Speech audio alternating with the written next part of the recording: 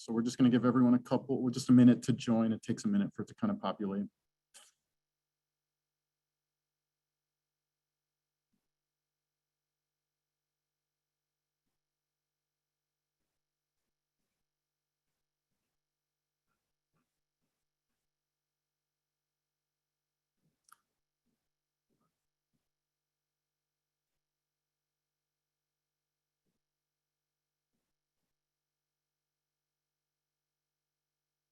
Hi, everyone. Welcome. We're just going to give everyone a minute to join here, and then we're going to go ahead and get started with the program. Thanks for joining.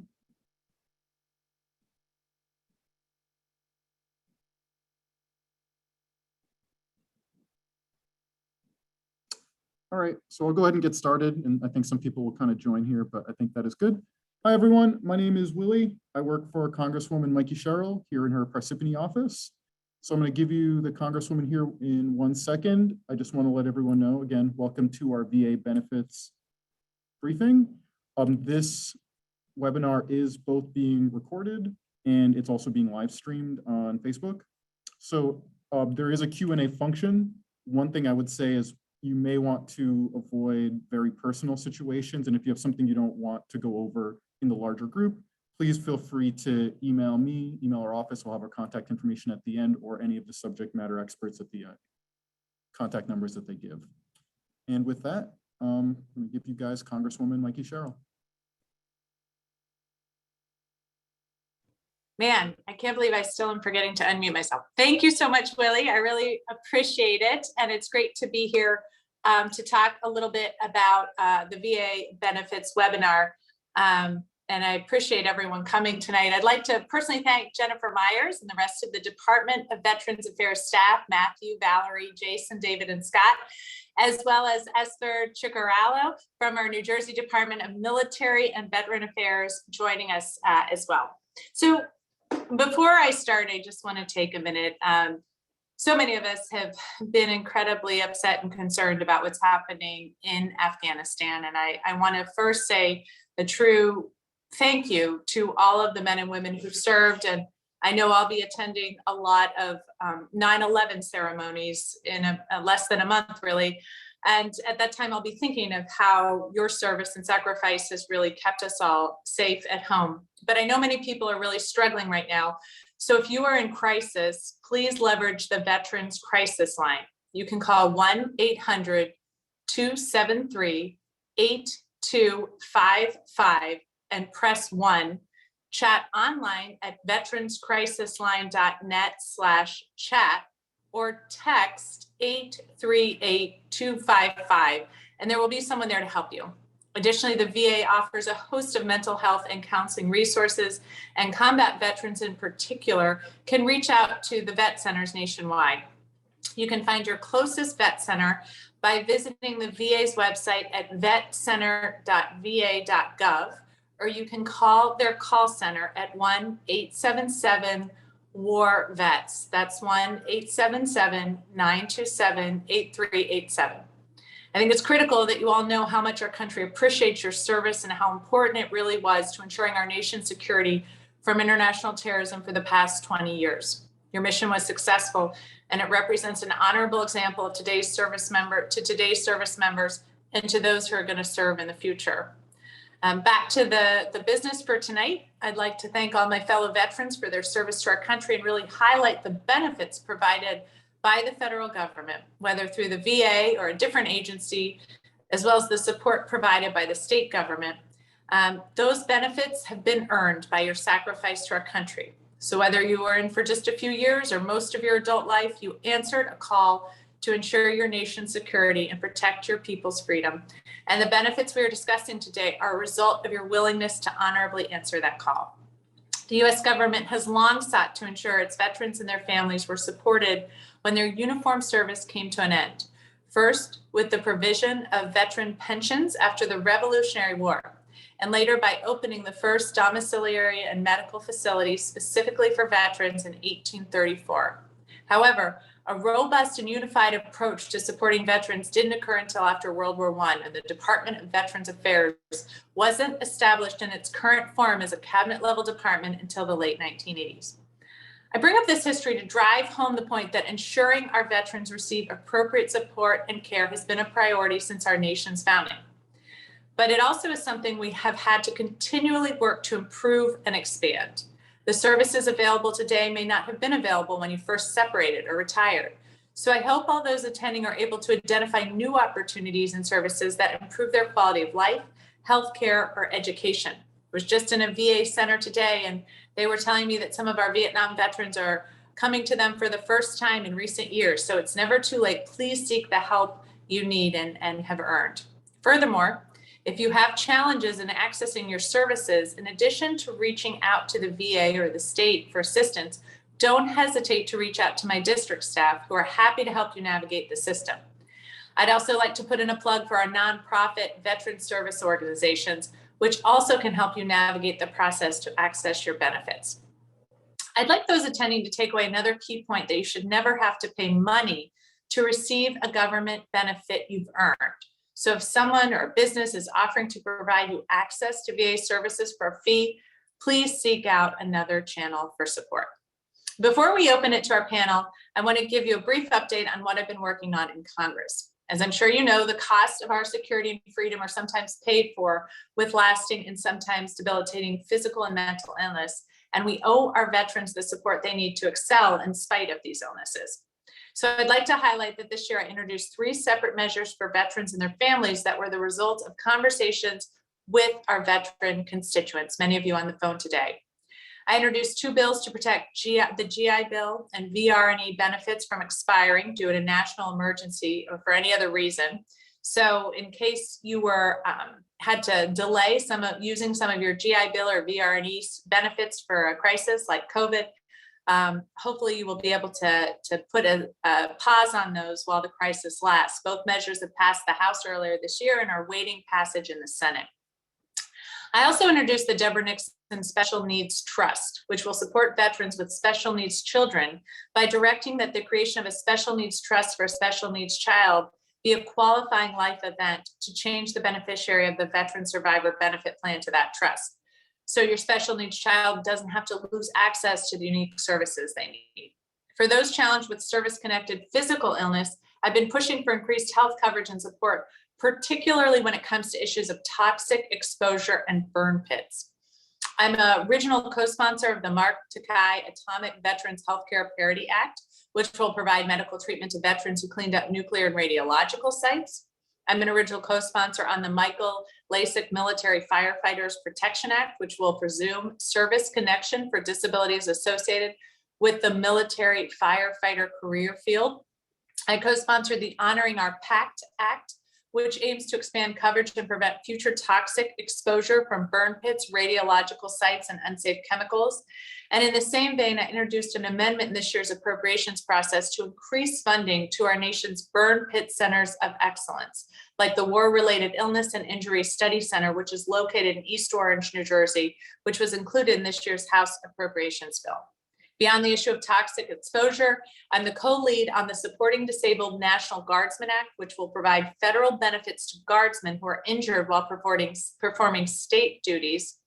And I'm a co-sponsor of the Auto for Veterans Act, which would provide disabled veterans the funds necessary to install adaptive driving equipment for their personal vehicle once every 10 years. In the field of mental health, this year Congress passed the overwhelmingly bipartisan Pause for Veterans Therapy Act, which establishes a pilot program to provide training and service dogs to those veterans suffering from PTSD who would benefit. Experts agree that service dogs are one of the best mental health treatments to help bring relief to those suffering, and this bill is on its way to the president's desk to be signed into law. I'm proud to be an original co-sponsor in that legislation, just as I'm proud to be a co-sponsor of the Sergeant Ketchum Rural Veterans Mental Health Act, which also became law and provides increased mental health services to veterans in rural areas. I'm honored to support the legislation because even though the 11th district is not a rural district, I understand that unique communities need unique services. And New Jersey is no different. And unfortunately, New Jersey has fewer per capita vet center readjustment counseling facilities than its population deserves. For this reason, I introduced an amendment to increase funding for vet center facilities, which was included in this year's House Appropriations Bill. And I'm partnering with Senator Booker in engaging the VA and Veterans Affairs communities in the House and Senate to increase Vet Center resources in North Jersey. There's still a lot of work to do to get many of these bills turned into law and continue the fight to provide for our veterans. So whether in DC or here at home, I'm really and truly proud to serve our veterans and in the district and throughout the country. Speaking of services, I'd like to thank our state and VA representatives for all they do to serve our veterans and turn it over to Jennifer Myers and her team to talk about all the important and critical benefits available to those who have served. Thanks so much. Thank you, Congresswoman Sherrill, for your service to our nation and your office's support to our veterans. Thank you so much. Thanks. Good evening, all. The VA, just a brief announcement, the VA is a nonpartisan organization and is not affiliated with any political group. The purpose of this presentation is not to promote any political party, but to provide information regarding VA benefits, services, and entitlements. With that being said, this evening we're going to hear from a number of individuals from the VA that provide various areas of service to veterans. We'll start off with VA benefits, compensation. We'll talk about pension. We'll then talk about vocational readiness and employment, vet centers. We will then move on to state benefits, VA home loans, the healthcare, VA healthcare system, the services that the vet center offers, and then we'll do a wrap up and entertain any questions that one may have. With that being said, Willie, we're going to go ahead and get started with VA compensation. All right, I'm going to go ahead and pull up the PowerPoint. All right, give me one moment here. All right, can everyone see it? Yes. Great. Okay, so we're going to talk about VA benefits. This is VA 101, so basic benefits. Next slide.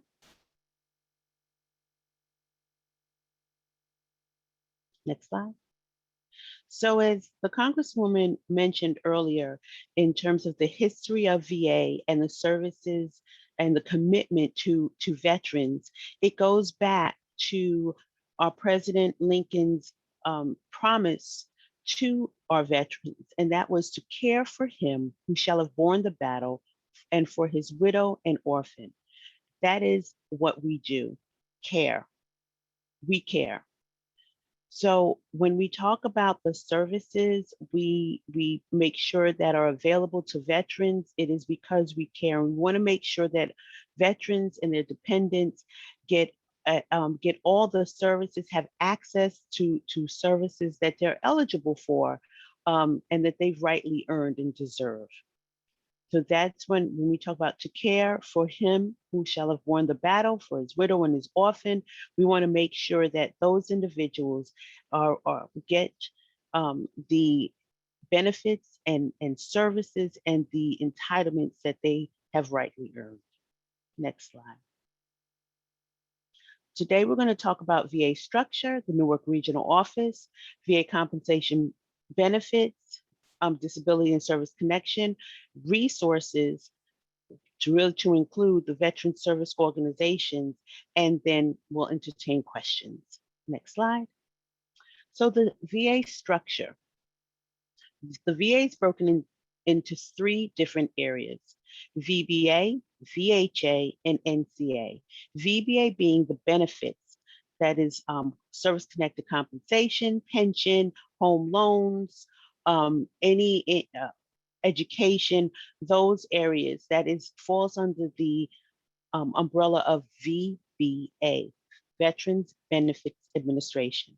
Then we have VHA, and that's healthcare, the Healthcare Administration. And we'll hear later from Mr. Brimmer, who is from the New Jersey VA healthcare system. And that's when we talk about the hospitals, medical centers, CBOCs, the clinics, some of the vet centers, all of that with regard to care. And then the National Cemetery Administration, NCA, that's burial services. So when we talk about Veterans Affairs VA, although we're one VA, it is broken into 3 different areas. Next slide, please. The Newark Regional Office, our office, we're located in Newark, New Jersey, and we cover 14 of the 21 counties in the state of New Jersey. So our jurisdiction covers northern and central Jersey, and the Philadelphia Regional Office would cover the lower southern 7 counties of New Jersey. Now, although we primarily cover the 14 counties, northern and central, since we are in an electronic environment, we can actually work on any case throughout the country. So we are able to work on and assist veterans in California, in Wyoming, Salt Lake City, Florida, Maine. We help all veterans. And another good thing to know about the Newark Regional Office is the fact that over 80% of our employees at the Newark Regional Office are veterans, and that includes myself. We pride ourselves on an office that is comprised of veterans serving veterans. Again, veterans serving veterans. Next slide. So let's talk about service connection and disability compensation. So some of the requirements in order for one to be considered for a service connection, one must have an other than dishonorable discharge. The disability must have arose while on active duty and is documented in the service treatment records, or if they were seen by a private physician, it would have to have been during the time that they were on active duty. It is presumed to be service connected. A pre-existing condition could have gotten worse because of the service while in service, and that was because of their duties may have exacerbated the condition and making it worse. The claims only need to be proven as more likely than not in order for it to be service connected. So that's at a 51% that we would look at it and then make the determination, more likely than not, it is service connected. Next slide, please. So the process. When a veteran submits an application for service connection, the VA will request a copy of the military records, and that would include both the service treatment records as well as the service records from the service department. Again, that would include the service treatment records, that are the medical records. So as a veteran or a service member was being seen for any issue while in the military, it is important that those issues, that treatment is documented in their service treatment records. It is imperative because when VA takes a look at those records to make a determination if a VA exam is warranted, it will be based on the information that's in those service treatment records. And being that there was treatment, there was an injury, there was something that happened in those that's annotated in the service treatment records. So in other words, documentation is going to be key critical. As I mentioned before, private treatment records. VA will request private treatment records from a private physician with a signed release form from the veteran. So again, if the veteran was seen by a private provider while on active duty, when the injury occurred, we will definitely reach out with the proper release forms. We will definitely reach out to that private provider on behalf of the veteran to obtain a copy of those records. VA will request a comp and pen exam if an exam is warranted. So as I mentioned at the onset, VA will request a copy of the military records, the service treatment records. Why? Because we will review those records. We will review the medical records, so any treatment to ensure that treatment did take place. And then we'll also review service records, because service records may have an annotation of an incident that took place that is in correlation with the medical treatment that was provided, that speaks to the injury. We will also, after we've looked at the records and made it and to see and verify that an injury or that treatment did take place, at that point, we'll make a determination that a VA exam may be warranted. Individuals will be notified by the hospital as to when and where that exam will take place. It is very important that veterans, once they are made aware of these examinations, that they keep the exam, they make that exam. If they cannot make the exam, it is important that they notify their VSO or the VA, and we can reschedule. No-show, failure to report will more than likely result in a deny to benefits. Once we get those results from the VA, from the examiner, back to us, to the VA, we will then review all the evidence of record. So we'll review the exam results, we will review the service treatment records, the service records, as well as any private treatment records that are in the case file. Once we look at everything, then we will make a determination as to whether or not to service connect, and if service connected, at what compensable rate. A notification letter will be mailed to the veteran. The notification letter will include the decision that was made, as well as, if denied, why it was denied, if granted, at what is the grant, what is the rating that was granted, as well as payment date and any additional information that that may be useful to the veteran regarding their benefits. Next slide, please. So we talked a little bit about basic service connection. I want to talk to you a little bit about resources and some of the resources that are available. And a key critical resource that is available to veterans is what's called the Veteran Service Organizations. And you'll see that the word accredited is highlighted.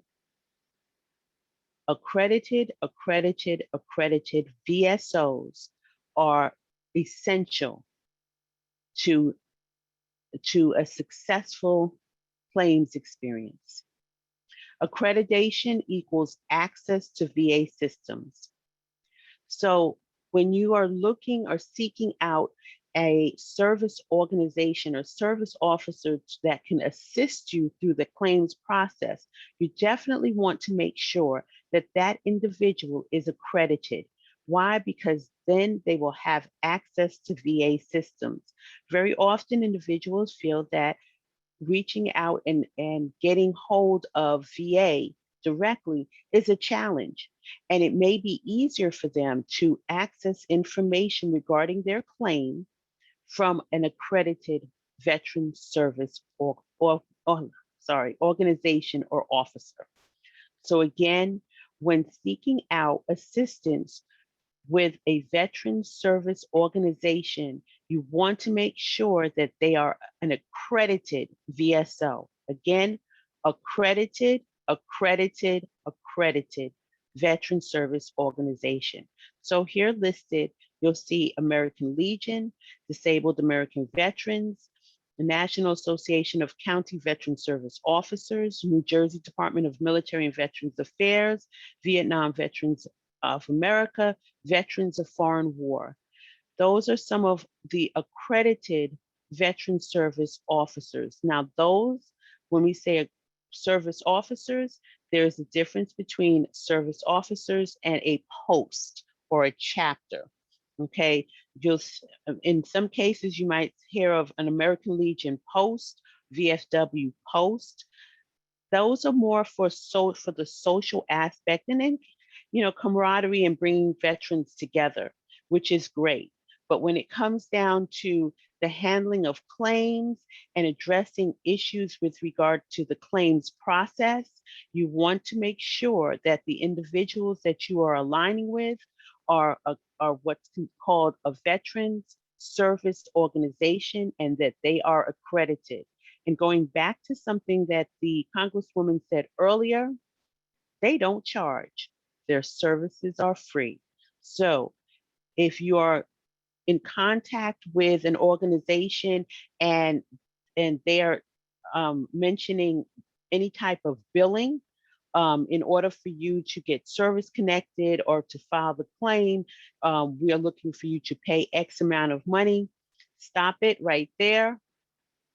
Pump the brakes. Do not engage any further, because they are not an accredited veteran service officer.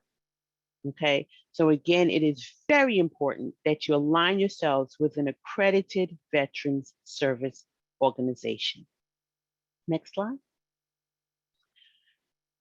Due to the COVID-19 health crisis, our face-to-face VA claims clinics have been suspended. So all of our interaction at this point is through the telephonic claims clinic.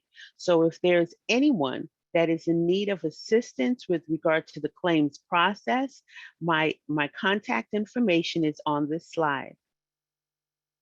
And I can be reached at 973-297-3384 or via email at jennifer.myers, MYERS, the number 6 at va.gov. And I will we will make an appointment. I do work by appointment only. So we'll make an appointment, and then we can sit down and talk about any issues or questions, and I can answer any questions that you may have with regard to the claims process. Next slide. At this point, I will entertain any questions that you may have. Willie, are there any questions in the chat? Let me take a look here. Let's see. I don't see any questions. All right, actually, here's a question. Our son is currently on active duty, but will end his service in January of 22. What do you advise is the first thing he does in relation to benefits? I would say at this point, he should probably start by getting a copy of his service treatment records now, and then right before he gets out, get another copy of his military service treatment records, number one. Number two, if there are any issues that he's experiencing, any health issues, injury to knee, bad back, anything like that, now would be the time to start going to seek treatment so that these things are annotated in his service treatment records. It's that, again, documentation. So if those things are not captured in the records, what's going to happen is when the individual, when he goes to submit a claim for compensation, more likely than not, it will land up as a denial unless there was treatment that was sought by a private provider while he was on active duty. Again, I think it's very important that the veteran seek treatment for any issues during this time. If he has not already, you want to make sure that it's annotated in your service treatment records. Also, I'd say about 3 months prior to separation, you can start pulling the paperwork together, pulling your getting a copy of the application, and you can, start to look at it, start to fill it out, go through those service treatment records to ensure that it contains the most accurate information with regard to your health. So there's a couple things, there's a number of things an individual can start doing now. I started prepping prior to my retirement. I served 20 years in the Air Force. So I would say about a year out, I started my process because I wanted to make sure that I had all my information, all my ducks lined up, and utilize the resources that were available to me. All right, great. I think there are some more questions, but I think we do kind of have to keep going, right? So Okay, I will. And then just a Okay. reminder to everyone, if you have a question, please just submit them in the question and answer feature. So we're going to try and get to as many questions as we can, but we also kind of have to keep this going because we have as much. But if you have a question that isn't answered, like I said, our contact information will be at the end and you'll be able to reach out and we'll work with you. Absolutely. So again, I'd like to thank everybody for their time and attention. I appreciate that. And next up, there is, I believe, is Matthew Wright, and he will talk about pension benefits. Matthew. All right, thank you. Thanks so much. All right, my name's Matthew Wright. I work at the Department of Veterans Affairs down in Philadelphia Regional Office. I am a coach. I've been here about 19 years with the agency. I love working for the VA, and I'm eternally grateful for the veterans service just we can go to the next slide, please. So, Philadelphia Pension Maintenance Center, Pension Management Center, we were opened in 2001. Okay, so part of VA's mission as it evolves is sometimes some unique workload, complex workload is centralized to certain sites as opposed to having them available at all 57 regional offices. So Pension Center was opened in 2001 to help service the specific type of benefits, pension and survivor workload that was previously being handled elsewhere. About 300 employees who work in our office in the pension side, and we're all dedicated to trying to provide the best service that we can for a very special group of veterans that we'll describe. And if we want to go to the next slide. So obviously pension is in our name, and so we should try to do a quick overview of what is pension benefits. So veterans pension is a needs-based benefit program for wartime vets who are over the age of 65 or have a permanent and total non-service connected disability and who have limited income and net worth. So it's a mouthful, but essentially, the last presentation was primarily about veterans who have received a service-connected disability, maybe something happened to them while they were in service that resulted in their having a disability. The pension program is more designed for those veterans who maybe did not have a disability related to their service, but now as they've aged or for whatever reason are disabled for other reasons and need help because they also have limited income or net worth. So some of our eligibility requirements are listed here. We have veterans need to be discharged from service under other than dishonorable conditions, served at least 90 days active duty with at least 1 day of wartime. And that asterisk just points down to note that for veterans after 1980, that's actually 24 months for the most part is the minimum service requirement. The veteran has to show that they have countable income below our maximum annual pension rate. So there's an income limit. And they meet our certain net worth limitations. Presently, net worth limitations is around $140,000. So if a veteran's assets minus their house and personal effects are over $140,000, their household net worth, they may not qualify at this time. Veterans also have to meet some type of disability criteria that has been outlined.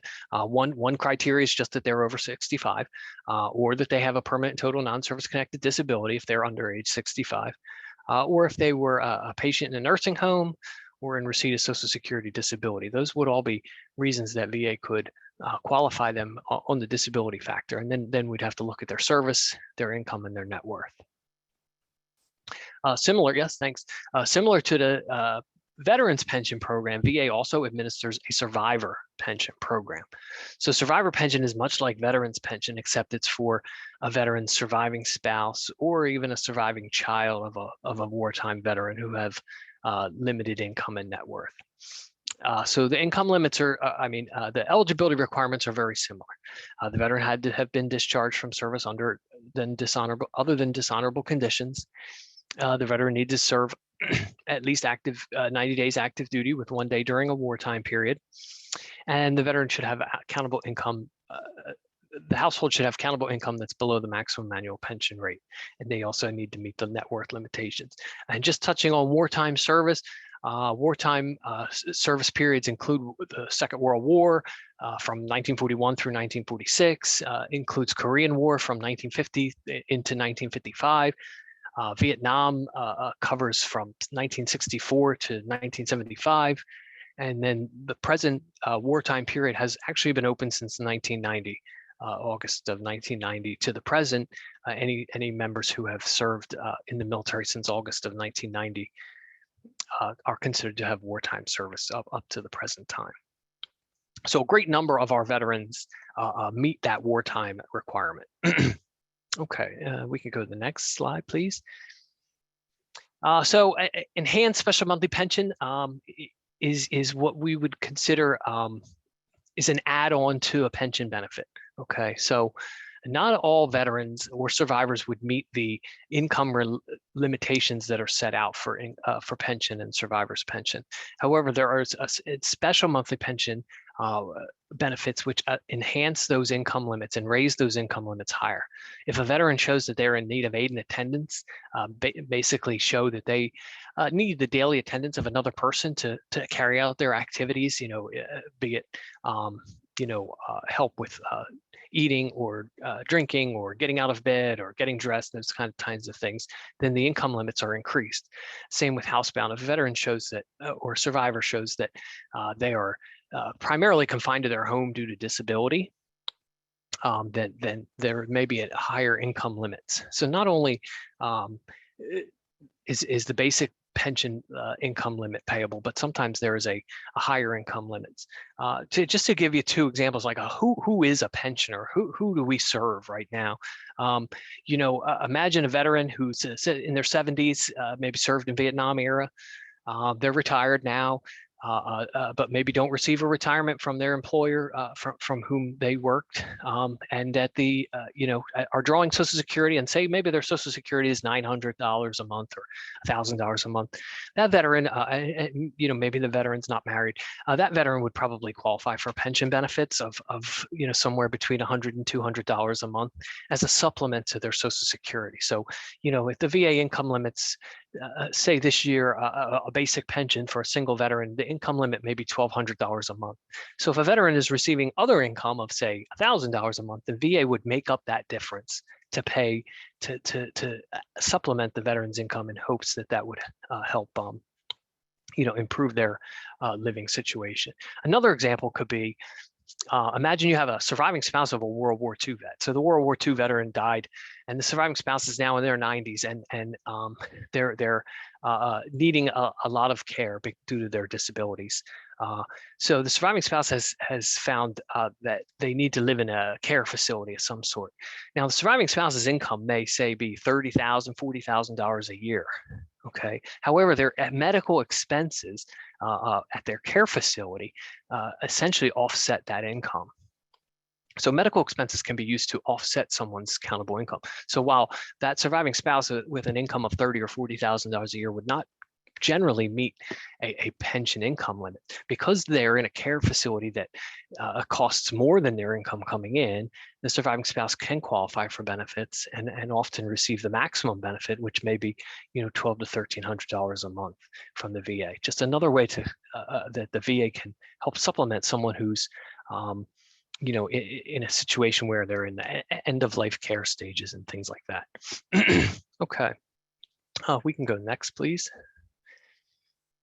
All right, so in addition to the pension program, which is a great deal of what we administer, we also provide some other survivor benefits. VA honors sacrifices and families of service members and veterans through benefit programs, which may include payments based on service-related death and as assistance with final expenses via one-time burial benefit. So as Jennifer was pointing out, veterans receive compensation for service-connected disabilities that they may have attained during their military service or even after their military service in certain cases of presumptive illnesses. Unfortunately, sometimes veterans pass away from after those from the effects of those illnesses. In those situations, the VA administers a program that offers a monthly tax-free benefit paid to an eligible surviving spouse. And those general eligibility requirements is that the veteran's death was in service or somehow related to their service, or in such certain situations where the veteran may have been receiving like a full disability, 100% service connection for a certain period of time prior to their death. So we process those applications here from surviving spouses who feel that their veteran's spouse service was the cause of their ultimate demise. Additionally, there's a one-time burial benefit allowance for certain veterans who've passed away. This can be used to help assist veterans with costs associated with the funeral and burial of a veteran. You know, some of the requirements, if a veteran passes away due to a service-connected disability, burial benefits can be paid. If the veteran was in receipt of a VA pension or VA compensation benefits at the time of his or her passing, then we can pay a burial benefit. And also VA can pay a burial benefit if a veteran happens to pass away while a patient in a VA medical center or in one of our state veterans homes in New Jersey or Pennsylvania or any other state. Burial benefits range anywhere between $300 up to $2,000 in some situations. Certain times VA can also supplement even that payment with to reimburse you for the cost of transporting the veteran perhaps from the nursing facility to the funeral home, and then from the funeral home to their ultimate resting place. So it's another benefit that is available to survivors of veterans who have passed on. Okay. And you know, the other thing we do here in the Pension Center is we continue to maintain the awards. Okay, pension benefits especially are not like a set it and forget it type of benefit. Veterans are often entitled to increases in benefits based on changes in their income or additional medical expenses. So we perform maintenance on all beneficiaries who are receiving benefits. So you may have a veteran who's been granted a pension benefit of say $75 a month at one point. Well, through the years that benefit may go up. The veteran's needs may change. Their medical expenses may change that warrant an increase in benefits. They may have to move to a care facility, which would allow us to increase benefits. They get cost of living adjustments. Sometimes veterans apply for additional assistance and things like that. So our job, in addition to making initial eligibility determinations on pension benefits, DIC benefits, burial benefits, is also trying to maintain those benefits to ensure that veterans and survivors who are in receipt of those benefits are receiving what they're entitled to. Okay, so we can go to the next slide. Just a snapshot. In July of this year, we've completed over 1,700 burial benefit applications. Over 500 veterans pension claims have been adjudicated. Over 700 survivor pension claims. Over 450 survivor service-connected death claims. And then over 5,000 different miscellaneous maintenance actions have been performed on veterans' benefits. There is no harm in applying for VA pension benefits. Okay, not everyone will qualify for the benefit for a variety of reasons. But if you don't qualify, you'll be told why you don't. You'll be told what decisions were favorable in reviewing your application and what you can do if certain situations might change. So, you know, we encourage everyone to apply for the benefit to see whether or not they're entitled. Some people may not realize that they're entitled. Sometimes people apply for one benefit and we find them eligible for a different one. So we certainly encourage you to be one of these people in a future month to have a decision made on one of your claims for benefits. Okay. We can go next, please. Some resources. Obviously online, the va.gov site will have a lot of additional explanation about how pension benefits and other benefits like that work, survivor benefits. There's our telephone number for our toll-free helpline is listed there. We also provided you the form numbers for the applications that we discussed today. Veterans pension, you can file on a 21P-527EZ. Both survivor's pension and DIC you can apply for at the same time if you're the survivor of a veteran by filing a VA form 21P-534EZ. And a burial benefit application, which is very short, is 21P-530. It's a 2-page application. And all those are available at that following website. So that concludes what I have today, and I'll certainly take any questions, or I can wait till the end. Let me see. So again, everyone, if you have questions, please put them in the Q&A function. Just type them in, and let's see if there were any pension-related questions. Willie, I didn't see any pension-related questions. I've been monitoring. Okay. And I must say, a lot of questions in the chat and a lot of information that's going out. So thank you to our subject matter experts on the line for staying vigilant on the chat and answering questions as they come up. Thank you very much. And thanks, Matthew, for your information. Yes, Willie? Oh, no, nothing. Okay.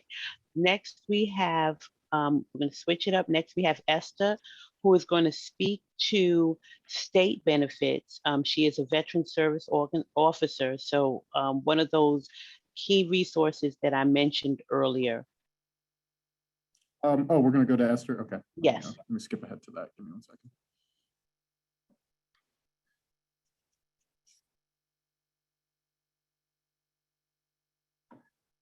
Esther, as Willie's pulling up your slides, you want to just give a brief? I could start. Okay, awesome. Good afternoon, guys. I just wanted to say thank you so much, and thank you for joining our group, and for you to be out here listening to this information. It's super, super helpful and super, super needed for us to have it.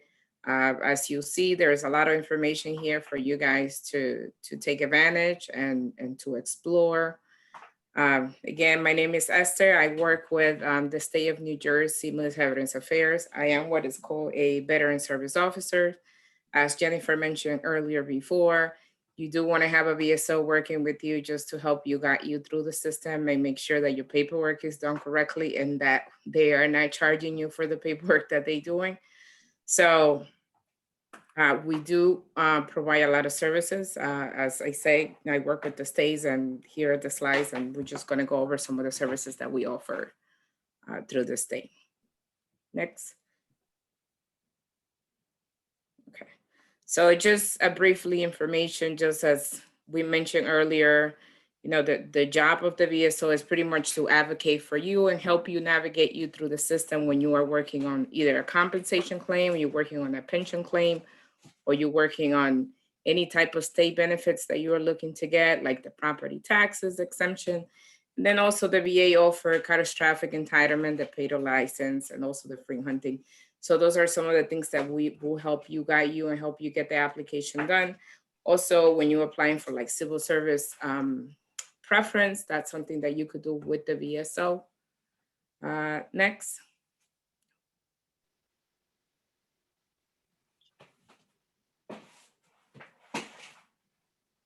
And here's a list of the BSO that we have. We do have one per county. If you want the information, definitely just let us know. We'll definitely share this with you. Each county has a BSO, and then it covers a few of the cities. I am specifically in Hudson County in Jersey City. That's where my office is. Our numbers are also listed there. So if you have any questions, anything is bothering you, you have a question about something, you could call one of the VSO. If by any reason or any chance you're not getting through some of the VSOs, you could call another one and we'll be able to connect you to that local VSO in your area. If for any reason something happened between you and a VSO and you want to work with a VSO from outside that county, you are definitely free to do so. So again, we are here to advocate for you. So we want to make sure that this transition is done as easy as possible, not stressful. Next. Some of the things that we offer is the Veterans Memorial Home. There is one in Paramus, which is the one that I'm most familiar with. The 75 to 80% of the population, it's made up of veterans. There is a 25% that is made out of non-veterans. Now, with the Veterans Home, there are some criteria, and I mean, I could go on, I could have just a presentation just on this because this application is so lengthy. But these are the nursing home cares. So for people who are in need of 24, around the clock care that they need to apply for a nursing home, this will be the place to go. I believe that at the end of the presentation, the phone number is there too. If you have any questions about it, the best person to call will be the home, because I personally don't have much information about this because I don't work there. But they are definitely very helpful as far as helping people with the application and completing the process. Next. So here's the Paramus, which is the northern New Jersey, and then they have one in Mellon Park and the Vineland. So I know from some people who had applied, if they don't have capacity at like the Paramus one, and they do have a Menlo Park, they will provide that information to the veterans of the family that is applying for the service. Because sometimes I know the Paramus one is usually pretty busy, pretty crowded. So like if there's open in one of the other ones, they will let them know. Next. And then we have the Veterans Haven Home. We have 2 of them. So the Haven Home are pretty much for homeless veterans. In order for you to qualify for this, you need to be entitled to use the VA healthcare. Also, you need to be homeless and be alcohol and drug free at the time of your application, because they will be constantly be drug testing. However, there are some cases that I have seen where they're like, let's say that you don't qualify for the VA healthcare. So there are some criteria that you can meet, or like that you could apply like on a grant or per diem program. So always, as as we have been saying, it doesn't hurt to apply and let them tell you whether you qualify or not, and if not, what will be the reason why, and if it's something that you could fix. Next. And here are the number to the Veterans Home. Next. Another great thing that we offer, I see it great because I know of a lot of people who have used it, is the cemetery. So the cemetery, people could actually, as a veteran, you could pre-register for it, and you will do that with a VSO. So certain criteria, you need to be discharged and under the honorable discharge on desirable condition. For reservists, you need to have completed 20 years of service and be credible for retirement pay. Or you would have to have died during active duty. One of the other big criteria is that you need to have been 50% of your lifetime, you would have to have resided in New Jersey, unless you were residing in New Jersey before the person passed away. So the residency has to be established. We do encourage this very, very much for people to pre-register before time, just because it costs so much of the, all the effort and getting paperwork done for the survivor spouse or survivor children to do after the person passed away. So it is very, very encouraged for the veteran to pre-register before time. Next.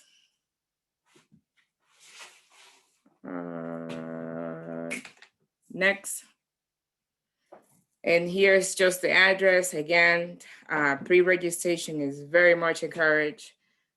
You could do this application with one of the veteran service officer. You could also contact them directly. I know that they could tell you where to find the application. You could just fax it to them with the required paperwork that you need. But otherwise, the BSO will be able to do that. It's just that one piece of paper with a copy of your license or state ID saying that you reside in New Jersey and you're the D214, and it's a very easy process. Next. So, as I mentioned, like here in New Jersey, some of the other things that we offer is if you, like, let's say you're applying for a state job and you need to establish civil service preference, which means that you're a veteran, and if you are service connected, and then you have to take the test. So that will put you on the top of the list. So the veteran service officer in this state will help you do that, establish that.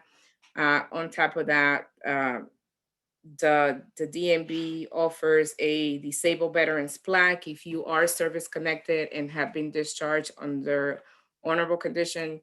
What that allows you to do is park in the meters in New Jersey for up to 24 hours at no charge. Some of the other thing is the service medals. Anybody is open to apply for that. It's on our website.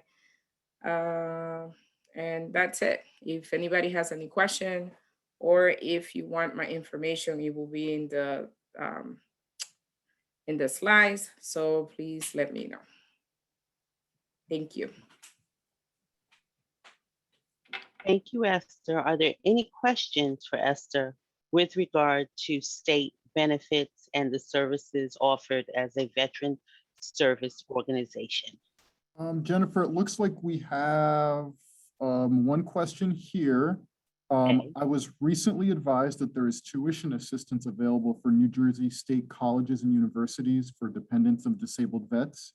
Is this correct? Esther, do you know anything about that? I don't know, but I will take this person's information and find out. I'm not sure whether the person is referring to veterans or service connected. I'm not sure. So I will answer the question on the chat, collect more information, and then figure it out from there. Okay, perfect. Okay. There's also another question. There is a new cemetery in New Jersey, Northern New Jersey Veterans Memorial Cemetery in Sparta, New Jersey, nonprofit cemetery run by veterans. Are you aware of that, Esther? I am. However, that is not one of our registered veterans cemetery that it will be covered by the state. This is, I believe this is a nonprofit that is just run by veterans, but it's not one of the state cemetery. Okay, thank you. Thank you very much. And final question, what is a peddler's license? I will answer that question in the chat, and I'm going to put a link to that. Awesome. Okay, thank you so much. And let's see, are there any others? Let's see. Okay. Oh, are there any daycare centers run by state that are open? I don't know that. I don't know that. I don't have an answer. I don't have any information about that. Okay, thank you. Okay. All righty. Thanks, Esther. I appreciate it. Thanks everybody for those questions. Next, we will hear from Valerie Williams from Vocational Readiness and Employment in Vet Centers, one of the hidden jewels of VA. Valerie? Hi, good evening, everyone. Good evening. As Jennifer has stated, my name is Valerie Williams, and I work for the Newark, New Jersey Department of Veteran Affairs, Veteran Readiness and Employment Services. Now, as Congresswoman has stated, this is one of a benefit that is earned by veterans, and sometimes they don't even realize it. So I'll just give you some more information about the program so you can see and probably research to find out if you're qualified for Veteran Readiness and Employment Services. Okay, next slide.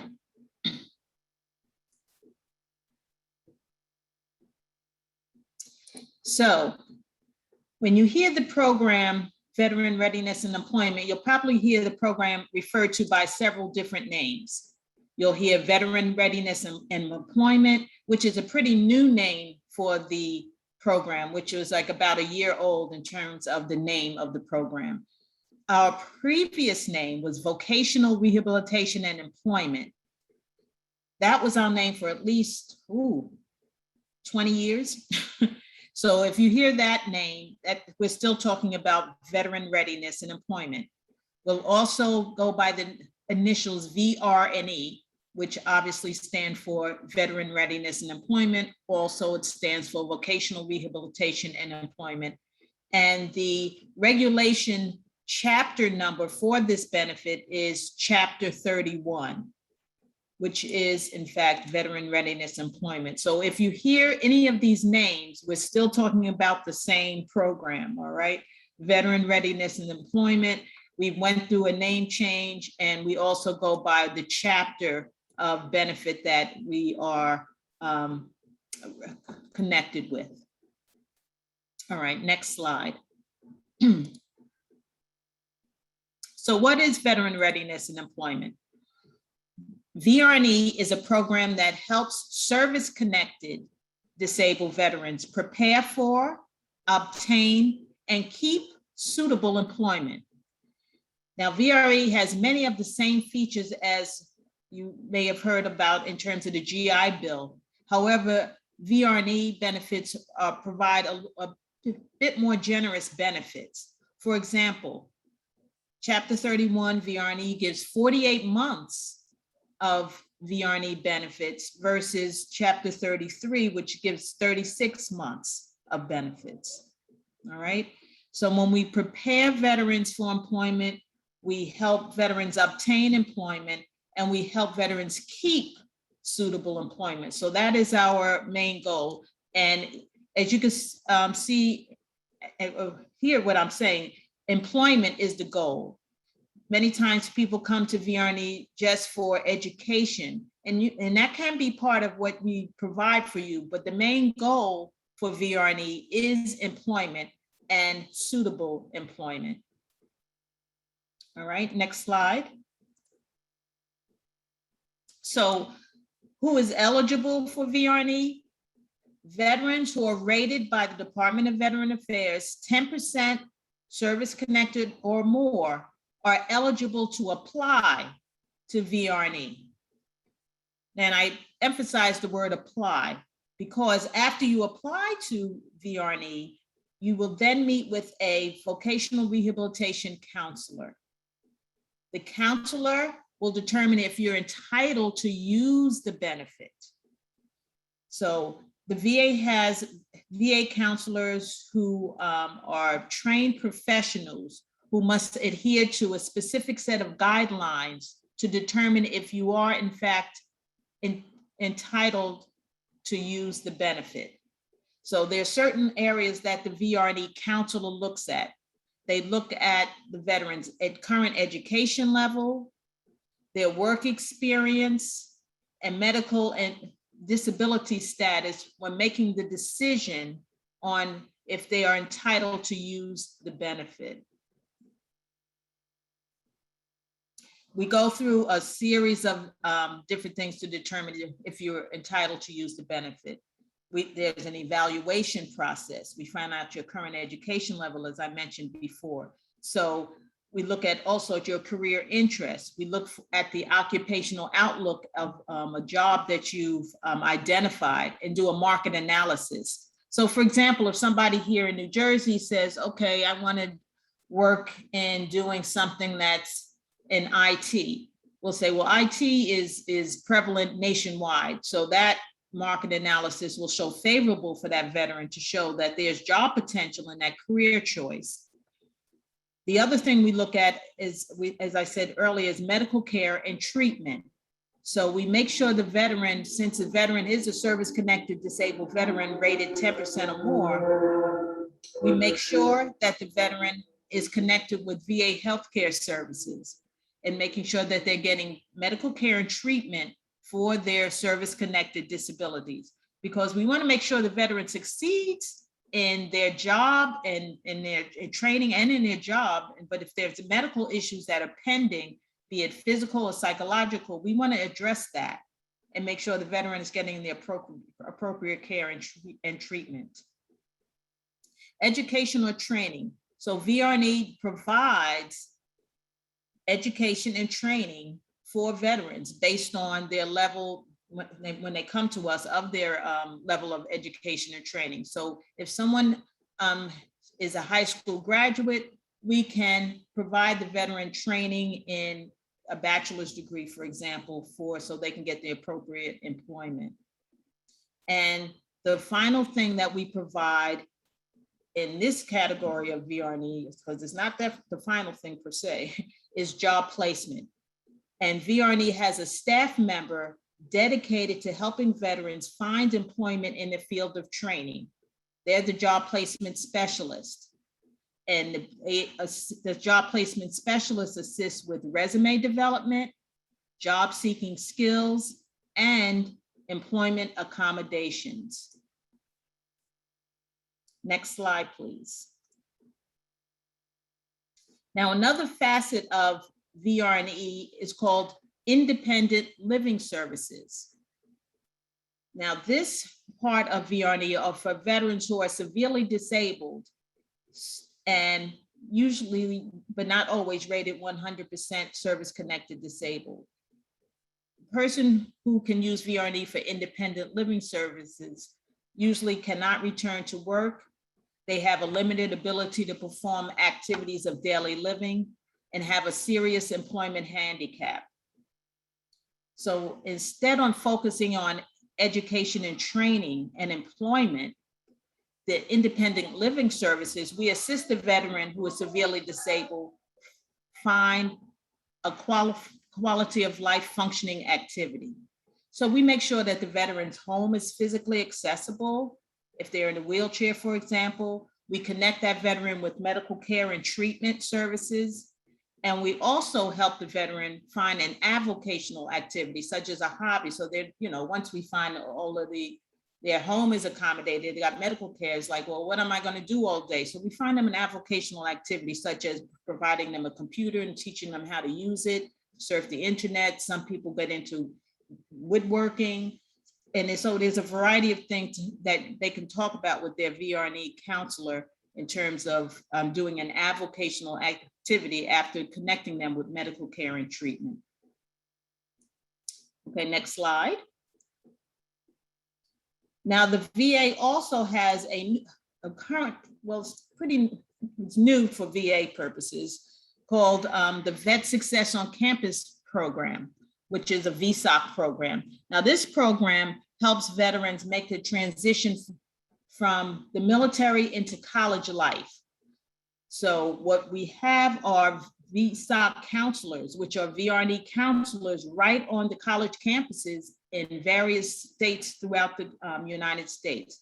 I'm personally been assigned that responsibility of working with Rutgers University, New Brunswick, and Middlesex College in Edison.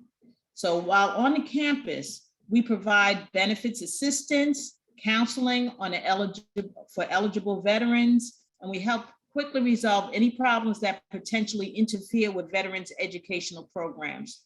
And we also help them connect with the disability accommodations. Many times veterans who are service-connected disabled, they can and should connect with the disability accommodation services that colleges provide, because by law, all colleges must provide disability accommodations for people with disabilities, be they a veteran or a civilian. And helping the veteran connect with those services is critical. And also the VSOC counselors, if needed, they provide referrals for healthcare services through the VA medical centers and community-based outpatient clinics or the vet centers. And next slide. So I provided here a website in terms of the general benefits website, which is www.benefits.va.gov. And you can find out more about veteran readiness and employment or VRNE services. Thank you very much. Thank you, Valerie. Are there any questions for Valerie? Willie, did you see any in the chat? No, it looks like everyone's been doing a good job of answering the questions as they come in. So definitely appreciate that from the panel here. Does Awesome. anyone have any that they're going to type in? Give me a second.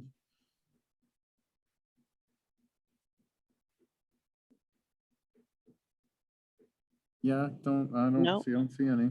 Okay. All right, thank you. Thank you. We'll move on to VA, VA home loans, very important. Jason, All right, give me 1 second and I'll get there on the slides.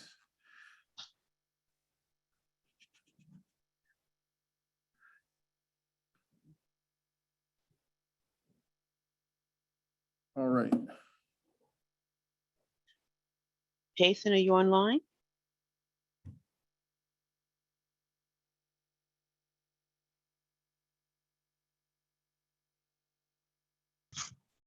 My apologies. I was trying to find the mute button on my icon and I was hitting the wrong one over and over again.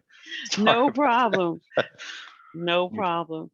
Uh, Okay, we're going to turn it over to you for VA home loans. All right. Good evening, everybody. Thank you for having me. My name is Jason Bernal. I am one of 2 assistant loan production officers out of the Phoenix Regional Loan Center. And today we're just going to do a basic review about what the home loan program is and how it functions and what it offers. So as we can see here, the Loan Guarantee Service mission, vision, and strategic plan. The mission, it maximizes opportunities for veterans and service members to obtain adapt homes by providing a viable and fiscally responsible benefit in recognition of their service to our nation. The vision, to empower veterans with information and access to innovative products and services by providing veteran-focused experiences, strengthening our partnerships, driving continuous performance improvements, and never forgetting who we serve. To support VBA's strategic plan and achieve Loan Guarantee's vision for veterans, service members, and their families, Loan Guarantee Service does and will serve as the leading voice related to housing for veterans. We attract and retain a workforce with skills, knowledge, and commitment necessary to serve veterans. And we create and sustain a culture of innovation that ensures VA home loan is the product of choice. Deliver a quality customer experience through consistent, timely, and accurate benefits and services that meet their needs. To kind of elaborate a little bit more, what makes this particular benefit unique is the diversity of stakeholders that we have. We don't just serve the veterans, we work hand in hand with lending institutions and market trends. So we are able to forecast and provide the most valuable product for the veterans that are attempting to either purchase, refinance or adapt a home. Next slide, please. So in general, what is it? The VA Home Loan Program helps veterans and their family service members, eligible reservists, to obtain, retain, adapt, or refinance a home. The VA loans allow more favorable financing terms, including no down payment or mortgage insurance premiums. This is a huge plus. Most conventional or even FHA, depending on the percentage in which you put down, unless it's a cash buy, requires mortgage insurance, which definitely changes the overall escrows and the payment per month. So being that the VA is guaranteeing that loan, we are essentially insuring loan on the back end, and that negates, because it's above and beyond the essential requirement, which I believe is 15% to 20%, depending on the lending institution, to offset the mortgage insurance. When we provide a 25% guarantee for lenders, so that's a very attractive aspect to both the buyer and to the lender. Who is it for? The home loan programs are available to veterans, their families, service members, and eligible National Guard and Reserve members. Under the Special Adaptive Housing Program, veterans with certain service-connected disabilities may be entitled to grant funds to help adapt their homes to enable or maintain independence. So before I continue, I wanted to elaborate on this as well, is that the special adaptive housing or special housing adaptation grants can be used in conjunction with the VA home loan.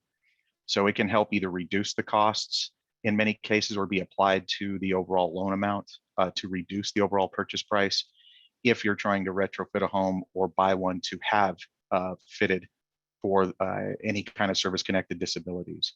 And this is one of the best parts of that program, is that they work hand in hand together to put the veteran in the best circumstance. Next slide, please. Okay, so eligibility requirements for home loan guarantee. Believe everybody is seeing the theme here that all loans are predicated on the benefits of eligibility and qualification. So in order to qualify for the home loan program or education or comp and pension, non-service connected pension, education in general, you have to meet certain criteria in order to be eligible. And the same applies to the home loan program. The applicant must qualify for the loan from the lender. And before I go through the criteria here, the general criteria, we recommend that before you start, you have two options in which you can apply to be eligible. You can do this through your e-benefits account if you have one registered online, and you can submit, it gives you the option to submit that request. If you decide that you are ready to start qualifying for a purchase or a refinance and you want to speak with your lender, it's all done in-house. We have streamlined the process through our value stream to make it as easy as possible. And the lending institutions now they have credentials where they can log in and they can request everything and conduct everything that provide documentation, everything that's necessary. So it's a one-stop shop. You start with your lender, and they can generally qualify you there or submit the information to be qualified for your eligibility and give you an understanding before you even start the process. So the service requirements vary based on when the applicant served. Generally, the applicant criteria are 24 continuous months of active duty, or the full period, at least 90 days called or ordered to active duty. Members of the National Guard who have been mobilized to perform full-time National Guard duty for not less than 90 cumulative days, including at least 30 consecutive days. Reserve National Guard members must have either met the full period, at least 90 days, called or ordered to active duty, or have completed 6 years of service in the Reserve National Guard and received an honorable discharge. The length of service requirements do not apply to veterans discharged due to a service-connected disability. I want to clarify a few things here. The first part here, the full period for at least 90 days. If it's active duty and it's more than 90 days, it's acceptable. If you are a Reserve and/or National Guard member and you serve 90 days, there are certain specific criteria that need to be met, even though you've met the timeline for 90 days, if called to active duty. One, it used to be, and I say used to because it was as recent as April, and the circular that came out was an adjustment to the qualifications for National Guard and Reserve. And that was that originally training could not be accepted as a qualifying point of service. They have now changed that. Training, as long as the orders suffice that it was for Title 32 in support of any kind of federal emergency or anything of that nature that can support that, an individual could qualify on Title 32, which is what they consider to be a training. If it is for if it was 90 days, but it was considered non-training, and say an imminent danger zone or served during a theater or anything of that nature, that would be also accepted on the DD 214. The length of service, when it states here for the veterans discharged due to service-connected disability, This one in particular, especially this qualification, usually falls on the nature of the discharge narrative on the DD 214. So even though you may be service connected, that does not mean necessarily, according to the VA, that you are discharged as a result of a disability. They're mutually exclusive. So if you fall under the length of service requirement, it's important to note that the service documentation must indicate that there was a med board or a med sep, and that you did in fact, or was in fact, discharged for a service-connected disability. Next slide, please. All right, loan production, which is particularly my department. VA offers a variety of home loan guarantee programs for active duty service members, veterans, National Guard, and reserve members. These are the products that we essentially is the highlight of what can be offered to veterans. Purchase, pretty straightforward, can help an individual purchase a home at a competitive interest rate, often without requiring down payment or private mortgage insurance, as discussed earlier. The interest rate reduction refinance loan, or as often referred to as an ERL. They're also called streamlined refinances in the private sector or in the open market. And they can help a homeowner obtain a lower interest rate by refinancing his or her existing VA loan. Now, one of the nice aspects about this is that it's a rate and term. So the caveat is that it's a non-credit qualifying loan, which makes it extremely easy to qualify. So as long as it's a pre-existing VA loan, you can, it meets seasoning, say you bought it 6 months ago, it meets the seasoning, and the lender can meet the recoup requirements for the costs of doing business, which really means that you don't want to be upside down on your loan. If you make a purchase, typically there isn't any equity. So if 6 months down the line, unless there is an increase in, or unless they're going to eat the costs, it's very important that they meet those requirements, which they usually do. They'll usually do, they'll lower their fees and charges, making it very attractive and easy to do. But that is, I highly suggest anybody who has a current VA loan, especially with market interest rates right now, it's very competitive, sitting right around 2.75 or even lower in some cases. So it's definitely at the fingertips. The other option, cash out refinance. It allows a homeowner to borrow against the available equity. This is pretty common. This happens in both conventional and or FHA loans as well. But the nice part about that is that with the VA home loan, again, if you're with the VA home loan, you're not going to have the mortgage insurance or anything with the increased loan amount should you decide to take out the equity. Currently, there are over 1,200 lenders in the program, with the top 10 lenders making up 39% of the loan volume. In fiscal year 2020, over 2.1 million requests were made online for certificates of eligibility, with nearly 1.6 million receiving automatic issuance, which is a 75% success rate. What that means is that when the lender puts the request in, as I mentioned earlier, to do it automatically, they can submit the information.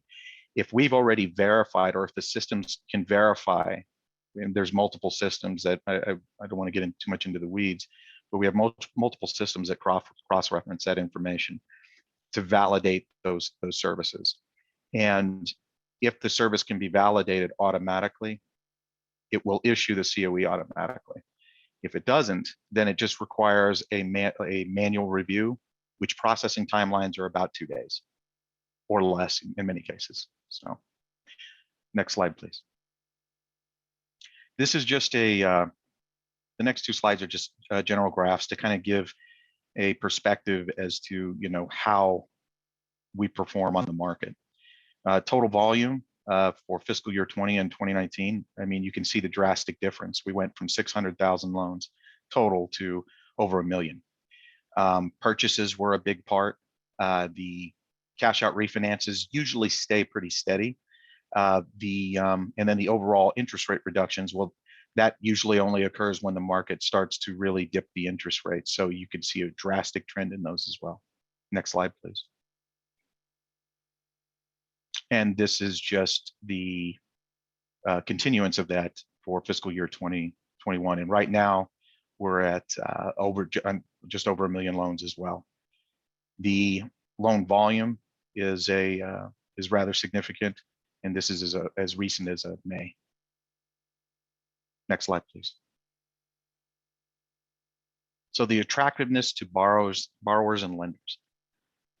VA loans remain the most attractive mortgage product for veterans in the industry due to its no down payment feature and default assistance. One of the lowest foreclosure rates in the industry in the past 52 quarters, and impressive considering zero down payment options, no minimum credit score, and no mortgage premiums. I want to clarify a couple parts about this as well, is that the reason we have one of the lowest foreclosure rates is because it's tied to how we qualify veterans. Most of the time, debt to income ratio is really what lenders look at in credit. Although credit is a qualifying variable, the most important part, the benchmark for VA loans, is residual income. So that really provides a sound and comprehensive view of the sustainability of a loan and whether the individual applying can actually sustain that loan. So because the benchmark is set to real-time stable and reliable income, or residual income in general, it really helps to increase the reliability of these loans. The no down payment part. Now, I get this question asked a lot, and this is one of the reasons I want to clarify this. No down payment does not mean no closing costs or no earnest money. In many loans or many lenders, even though there's no down payment, they will require you to at least put in a good faith deposit, or earnest money is usually what it's referred to.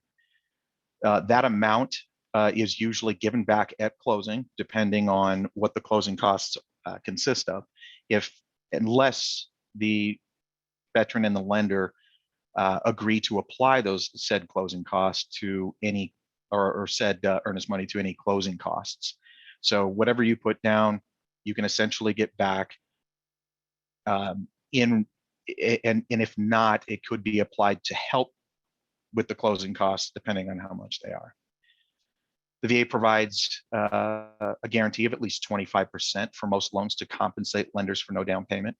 We say at least because there are much larger loans, but now that they've changed with the Blue Water Navy, that also has a lot to do with the loan amount in which a guarantee can be applied because of county loan limits, location, a lot of other different variables. VA servicers may receive financial incentives for providing various foreclosure avoidance measures. This has to, within the Regional Loan Center, we have 3 separate departments: loan administration, which services the back end. This usually is because of something that it's applying to here with foreclosures, modifications, individuals who've fallen behind on their mortgage.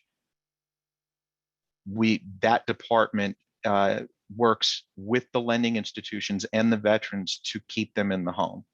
So we have, you not only do you get the VA product with the best rate and the best buying power on the market, you also have the ability, or you also have the resources, I should say, of a team of individuals or a department of individuals that represent the agency that work with lending institutions directly to ensure that we've exhausted all options in the event that something like that should occur. VA's electronic interface system allows lenders to go online to obtain COEs for most veterans, 75% success rate, as I mentioned, as well as electronic delivery of loan guarantee confirmation. Next slide, please. VA funding fee. This is the fun part. The VA funding fee is a one-time payment that the veteran, service member, or survivor pays on a VA-backed or VA direct home loan. This fee helps to lower the cost of the loan for the U.S. taxpayers, since the VA home loan program doesn't require a down payment or monthly mortgage insurance. To be exempt from the funding fee, one must meet one of the following criteria: So before we go down the list, the exemption, the funding fee, it is important to note, can be financed into the loan. If you are not in receipt of service-connected disability and you are not exempt, is what it would be referred to, it would state this on your certificate of eligibility, then the lender would charge a funding fee. And that funding fee is dependent on how many times you've used the program, if it's first time use or second use, and or whether it's a streamline refinance or IRRRL. They all have a different funding fee rate. It doesn't exceed or just 3.3% if I'm not mistaken. But that fee is the cost of doing business with the VA home loan product. And as mentioned, it can be rolled into the financing of the loan. So not part of the closing costs, not something that would have to come cash to close or cash to the table in order to have that conducted. But if you are in receipt of service-connected disability, you could be exempt, eligible to receive VA compensation for a service-connected disability, but receiving retirement or active duty pay instead. This is something as a case-by-case basis that we would review that information, and some individuals will waive that in lieu to receive their retirement or active duty pay. The surviving spouse of a veteran who died in service from a service-connected disability or who was totally disabled and receiving dependency indemnity compensation. This part is important to note because there's two types of benefits, and I believe there is, with the Comp and Pension Department, there is survivor's death pension and dependency indemnity compensation. So the pension, as mentioned earlier by other presenters, is a non-service connected pension or survivor's death pension is a needs-based request. It is an income-based request. And as a result, in this particular qualifying criteria, it doesn't meet the exemption status. If there is an exemption or qualifying for the certificate of eligibility, a surviving dependent must be in receipt of DIC. A service member with a proposed or memorandum rating can also get you an exemption. So if you're pre-discharge or if you're going through a IDES claim and a PEBLO provides you some type of documentation showing that there has even if you haven't received a rating yet, any kind of documentation showing that yes, you will in fact be, even if it's a minimal percentage rated, service compensable upon discharge, that can also help you with being exempt at the time of closing of the loan. And if not, just to kind of clear the air so that if you happen to close your loan and let's say you start your claim last month, you closed your loan this month. Theoretically speaking, let's say 6 months from now you get a rating.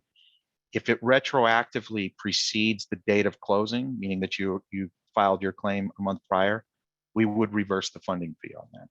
We would essentially, what we would do is financially reverse the transaction within our systems, and then the lender would you would either receive that, you would just receive that that funding fee back. The last part here is a service member on active duty who before or on the loan closing date provides evidence of having received the Purple Heart. Next slide, please. All right, special adaptive housing. This question came up in the Q&A comments earlier, so hopefully this will provide a little bit more background to this. Aside from the Department of Loan Administration, is also construction valuation.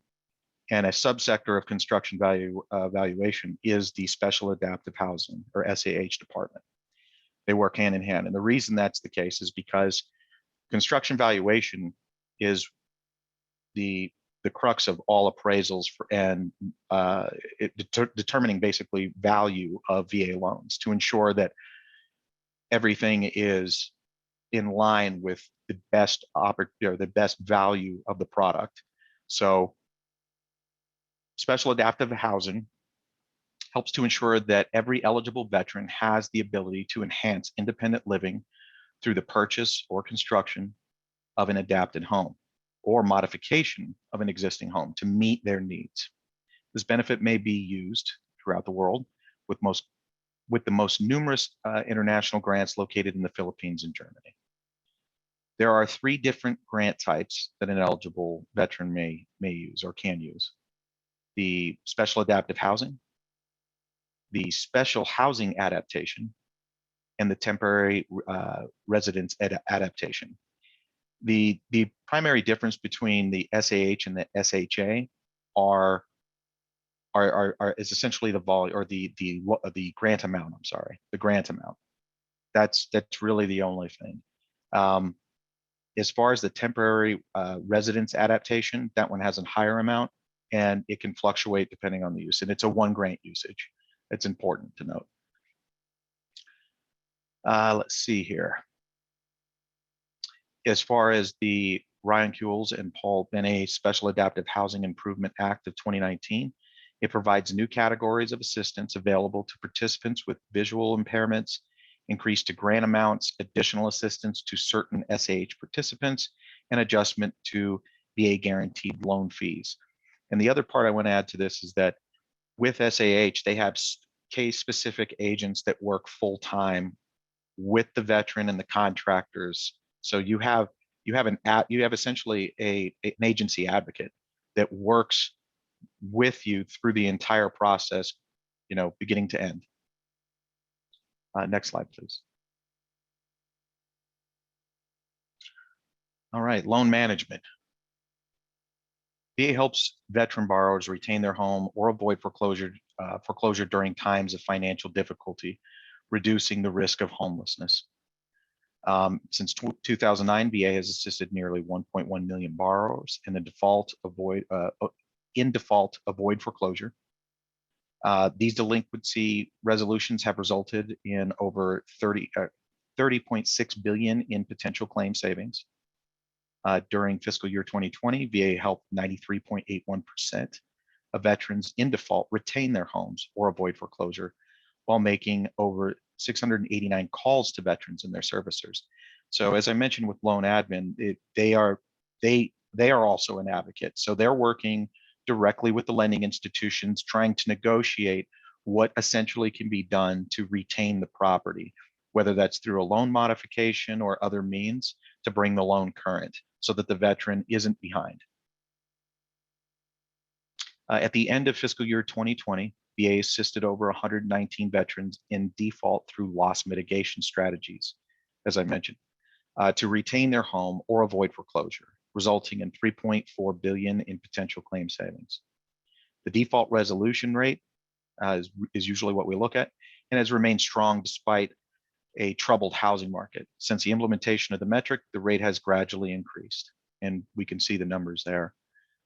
The default resolution rate currently for 2020 was 93.81%, and VA has a past due rate of 6.99%, which is staggeringly low. That's a very low rate, maintaining one of the lowest foreclosure inventory rates in the industry in the past 52 quarters, and has a second lowest seriously delinquent rate at 5.59. So as I stated earlier, this is it is the most powerful loan product on the market. One of the questions that's always come up is, how does this relate to COVID? Well, the coronavirus assistance through June 30 of 2021, veterans can make an initial request for COVID-19 forbearance for up to 6 months. If the veteran needs additional forbearance after the initial 6-month end, an additional COVID-19 forbearance for up to 6 months may be requested by the veteran. No period of COVID-19 forbearance can extend past June 30th of 2022. This is something that is negotiated or informed with the lending institution. It's important to note that the VA is not a lending institution. So we work as a post-closing or it's another word that would probably support that, but I will say post-closing, and with the lending institution. So it's important that, if you need to request a forbearance, that you first inform your lending institution. If a veteran initially requested COVID-19 forbearance before June 30th of 2020, the veteran can request 3-month extension before June 30th of 2021 if needed. The veteran can request another 3-month extension, and these 3-month extensions can go beyond December 31st, 2021. Imposed a 60-day moratorium on foreclosures, which began March 18th of 2020, and which the VA has extended until June 30th. We understand that it has since expired. They are working on updating the circular for the guidance put out. As it stands right now, lenders, to my understanding, were to fall back on that. The guidance released to the industry regarding new loan originations, forbearance, loss mitigation, and moratoria on foreclosure and eviction actions. We publish a fact sheet for VA borrowers on the VA home loan website, and we developed a unified housing resource for COVID website to provide comprehensive resources for homeowners with other federal housing agencies. So we work with, all aspects of HUD, USDA, etc. Next slide, please. Just to kind of highlight those areas, accomplishments and highlights. Despite extensive challenges with mortgage industry and increase in the loan volume, loan guarantee service has excelled in many areas. This is just general information, just areas that we have definitely improved on. And our loan volume and loan amount is just increasing exponentially every year. And right now it's a very hot market in a different way for a lot of reasons too. But it still drives the values up. Next slide, please. And in closing, this is the loan guarantee contact information. There are 8 regional loan centers that govern all those areas. So if you fall within any of these categories, you can dial the 877-827-3702. That's a national queue. The national queue will then give you the option to speak with any loan specialist about underwriting concerns, financially qualifying, things of that nature. If you have a general question that you'd like to send through, you can send it to the email below at lgy.vbaco@va.gov. And so if there's any questions, I'll be happy to take them. You can look in the chat. Okay. I didn't see any. Willie, did No, you see any in the, no? I don't see any that are unanswered, so it looks like a lot of them are got to. Okay. All right. But yeah, thank you, Jason. You're welcome. Appreciate that. Awesome. Is David Brimmer on? Yes, ma'am. Okay, thank you, Jason. Next, we will have a presentation from the VA healthcare system. Our subject matter expert is Dave Brimmer, my partner in crime. Hit it, Dave. Thank you. So let me do the old share screen thing here. Bear with me. Let's see if I can share the right screen. I'm sharing the wrong screen, so hold on. Y'all are seeing my messy desktop. Stop share. I'll move this down here. So anyway, as I'm trying to figure this out, hello, my name is Dave Brimmer, and I am the Community Outreach Coordinator for the VA New Jersey healthcare system. Today, we're going to be talking about VA healthcare. And I promise I will share the right screen. There you go. Okay, now I think we're on. Let's do this. Presenter view. Now I need to switch. Bear with me. Talk amongst yourselves. Swap presenter view. There it is. All right. So now we're in business. Okay. Like I said, my name is Dave Brimmer. I am the Community Outreach Coordinator here at the VA New Jersey healthcare system. And what I'm going to be telling you today is just a brief overview of all of the VA benefits through the healthcare system. There is much that I'm not going to be able to get to.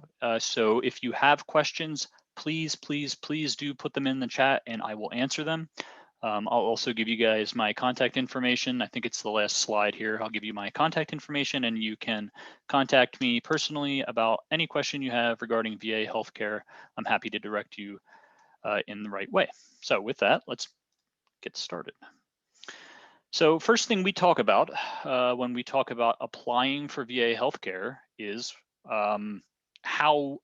who is eligible to apply. So when we talk about eligibility to apply for VA healthcare, we really need to talk about a couple different things. The first thing that affects eligibility to receive healthcare through the U.S. Department of Veterans Affairs proper is a veteran's active duty time. So that veteran, in 99% of circumstances, has to have served on federal active duty in the military.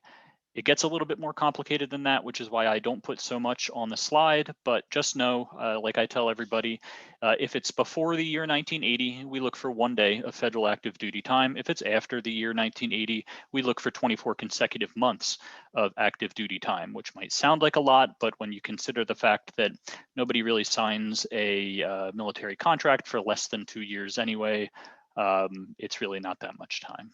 So we look for that active duty time. If you have the active duty time, we then look at the character of discharge. Like most things, we look for an honorable discharge. However, there are provisions for us to provide treatment to veterans who have something other than a honorable discharge. For example, there are emergency provisions to let us provide treatment for veterans who have general discharges and need emergent access to mental health care and things like that. So the answer is not just a blanket no. If you don't have an honorable discharge, it's how can we help? So after we talk about the character of discharge, we need to know how to prioritize that veteran for treatment at VA because the resources are not unlimited. And the way that we do that is through something that are called priority groups. So we call these special enrollment priority groups. And they're based on a couple different factors of the veteran's service. First would be their military service history, a disability rating, perhaps. So when we talk about military service history, we're talking about perhaps where or when that veteran served or what they may have been exposed to while in the military. The things that jump out in my mind are veterans who have earned a Purple Heart through their service. Of course, you know, we owe them, so they are automatically in a priority group, a high priority group. I think about Vietnam veterans, people who served boots on the ground in the country of Vietnam. They all have access to VA healthcare if it's listed on their DD-214 that they served in Vietnam, because there are some presumptive exposures to Agent Orange.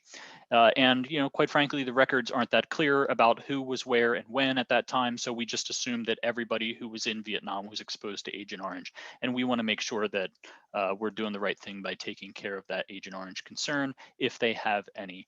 And other ones that I can think of are perhaps veterans who served at Camp Lejeune between 1950, don't quote me on this, 1952 and 1987. Perhaps, but it's definitely between the 50s and the 80s. If you served in Camp Lejeune at that time, unfortunately, the water supply down there wasn't the best quality, and you know, we've noticed some illnesses that we are now presuming anybody who was stationed down there needs to get checked out for. So Camp Lejeune veterans have access to VA healthcare, and we loop them into one of our priority groups as well.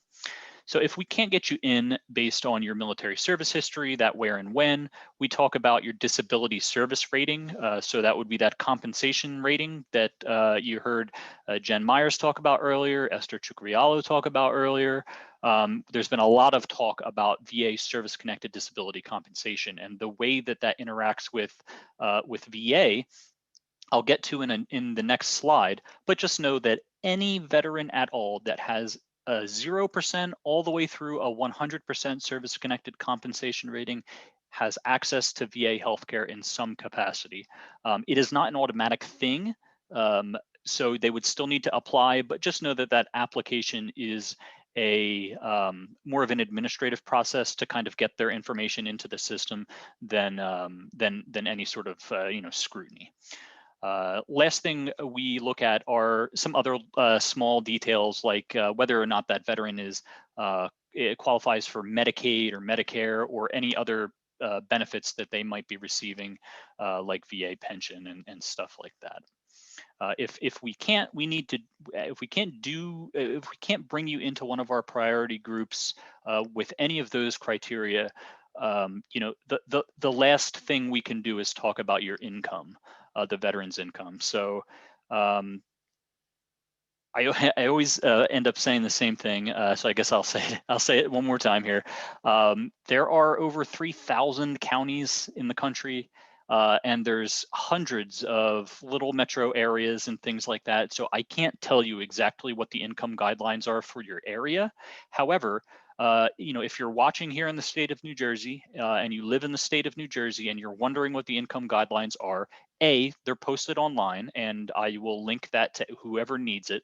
But B, you can be assured that at least in the northern part of New Jersey, where VA New Jersey healthcare system operates, the income criteria is generally about $60,000 for a single veteran and about $65,000 to $68,000 for a married couple. If you're under that income limit, then we can get you in. If you're over that income limit, then we ask you more questions about how we can try to reduce that income number right off the top. So we ask you about your out-of-pocket medical expenses, durable medical equipment, all that kind of stuff to try to get your income number down below the congressionally set income limit.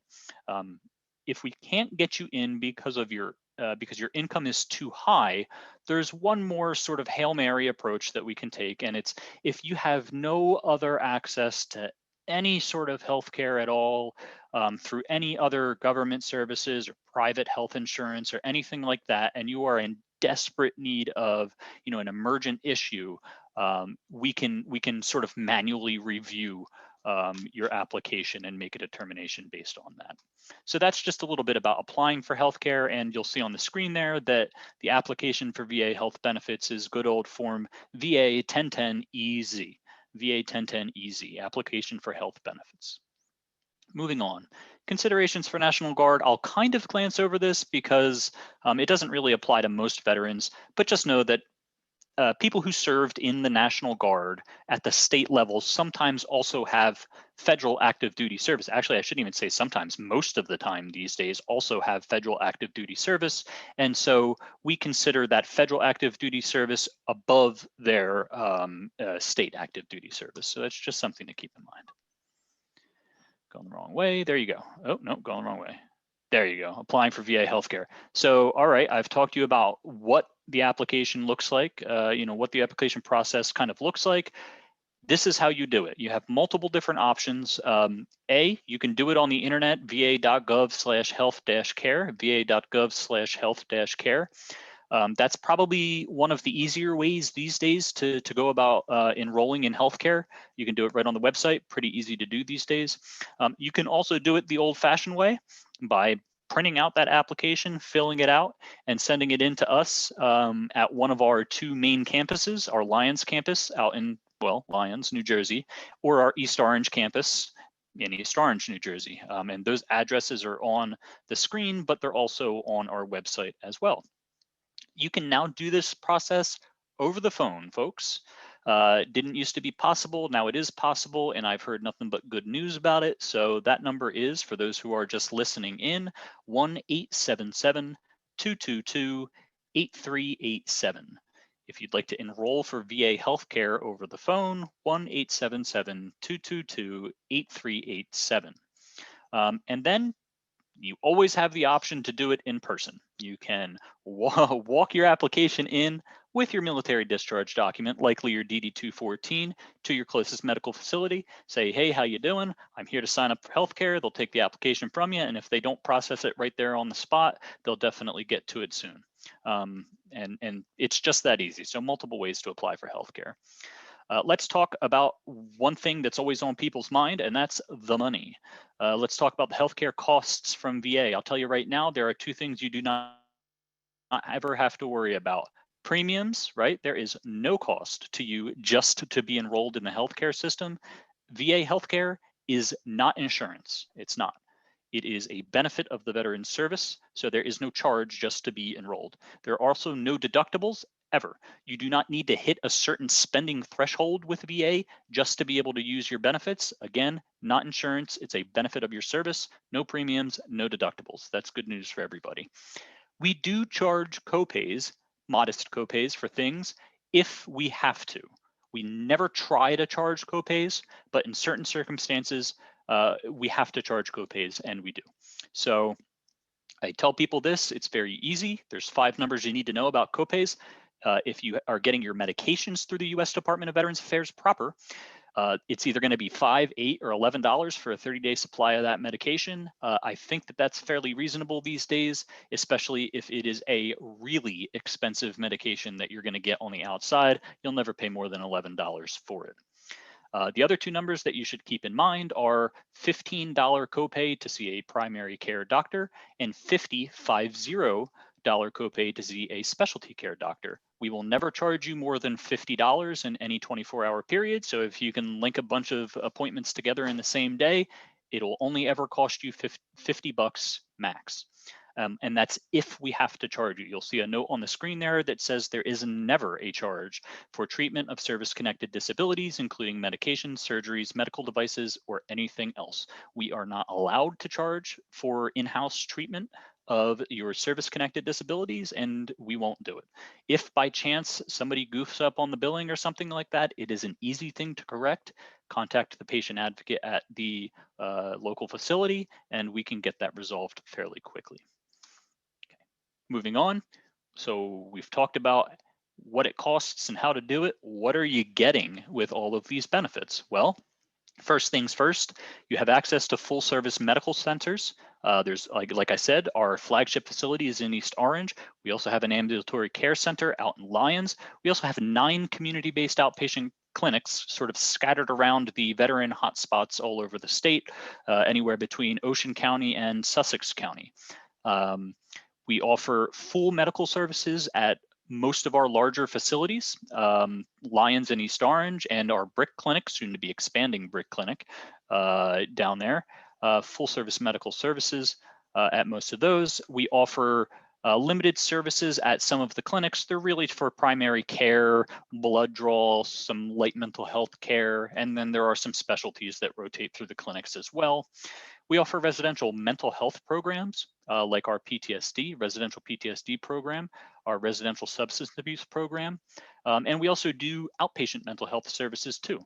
I tend to think that VA does outpatient mental health extremely well, and the Congresswoman actually mentioned a couple of our better resources at the top of the call, one of which is the Veterans Crisis Line, which is a national resource. It always bears repeating, so I'll do it again. 1-800-273-8255, and then if you press 1, you get connected to the crisis line, and that's always a resource. We have specialty services. I'll run through them real quickly. We have a women's health program. Every VA facility has a women's health program, so that is constantly expanding as more and more women veterans access services through VA. You'll see on the screen there our risk. Again, the Congresswoman was kind enough to talk about the War-Related Injury and Illness Study Center at the top of the call as well. It recently expanded funding for that. Our risk here in New Jersey, I will tout our risk, one of 3, it did a bulk of the research based on the burn pit and toxic exposure stuff. Yeah, some of you might know that there were some presumptive conditions that recently came out about that. A lot of that work was done here in New Jersey, in East Orange, at our risk. So kudos to them for that. We do things like addictions treatment, long-term care. So we have what we call a community living center, a CLC. Some people might know that as a nursing home. We don't really like to call it that. Community living center is what we call it. Limited number of beds there. So there is a bit of a criteria, so we don't run into a huge waiting list, but I'll leave that for the website. We have a medical foster home program, and we also do some home-based primary care. Home-based primary care is a little bit tricky these days, what with COVID going on and all, but please feel free to inquire about that, and we'll see where it stands. All right, so got to talk about COVID-19. It seems to be the topic of the day. I'll burn through this really quickly so I don't bore you.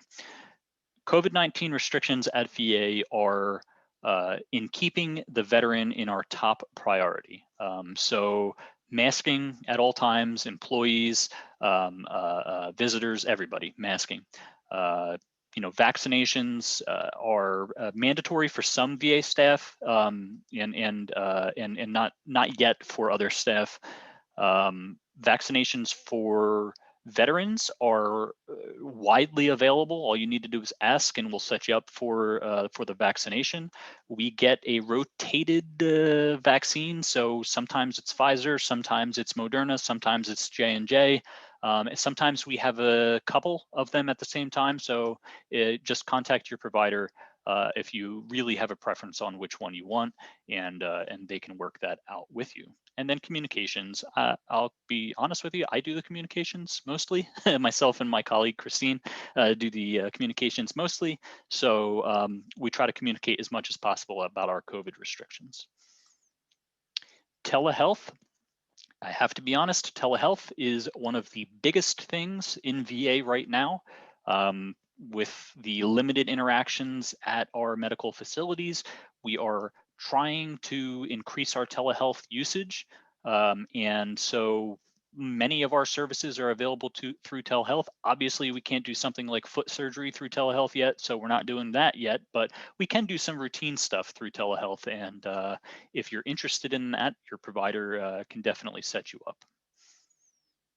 My Healthy Vet is our online portal for the veteran to have access to quite literally everything in their VA record. I don't know of another civilian product that operates as well as and as comprehensively as My Healthy Vet. My Healthy Vet does a couple things extremely well. One, you can refill your prescriptions by clicking a button and they get mailed right to your house. I do that myself. I'm a vet and I use the VA, and it is a brilliant thing. They get here quickly. I just click a button and I never have to worry about it. Another thing you can do is send secure messages directly to your providers. So you can email your doctors directly through secure communications, and then they have, depending on the specialty, up to 72 hours to respond back to you. But I'll be quite honest with you, most of them respond pretty darn quick. And then the other thing is you have access through My Healthy Vet to your entire VA medical record. That is all of your chart notes. It gets populated directly from your chart. So usually within 72 hours of the doctor putting in your chart notes, or whoever it is that put a note in your chart, it'll pop up in your My Healthy Vet health record, and you can see it there. Like if they, if the doctor misspelled your name or something like that, I mean, I don't know. But if they made a mistake, you'll see what it is right there. You can send them a message, say, hey doc, looked at my left leg, and you put right leg, or something like that. Most of the time you can just view and take note that things are in there and everything is working as it should. I'll talk real briefly about our mobile apps. We have dozens of underutilized mobile apps. There is hundreds of hours of development that got put into these apps, and they run the gamut. There's all sorts of them out there, and so it's on the VA website too, but I highly encourage you to use the mobile apps. And then that's us. So if you want to stay connected with VA healthcare here in New Jersey, we have a Facebook feed. I understand some people don't like Facebook. I get that. We all get that. However, you do not need to have a Facebook account to view the VA New Jersey Healthcare System Facebook feed. So if you don't have a Facebook account, you can still access that and see what we're posting. We have a mailing list. It's available on our website. There's a little block on the front page of our website that says subscribe for information. Put your email address in there and you'll be subscribed. And when we put information out through this system called Gov Delivery, you'll get the information to your inbox newsletter style.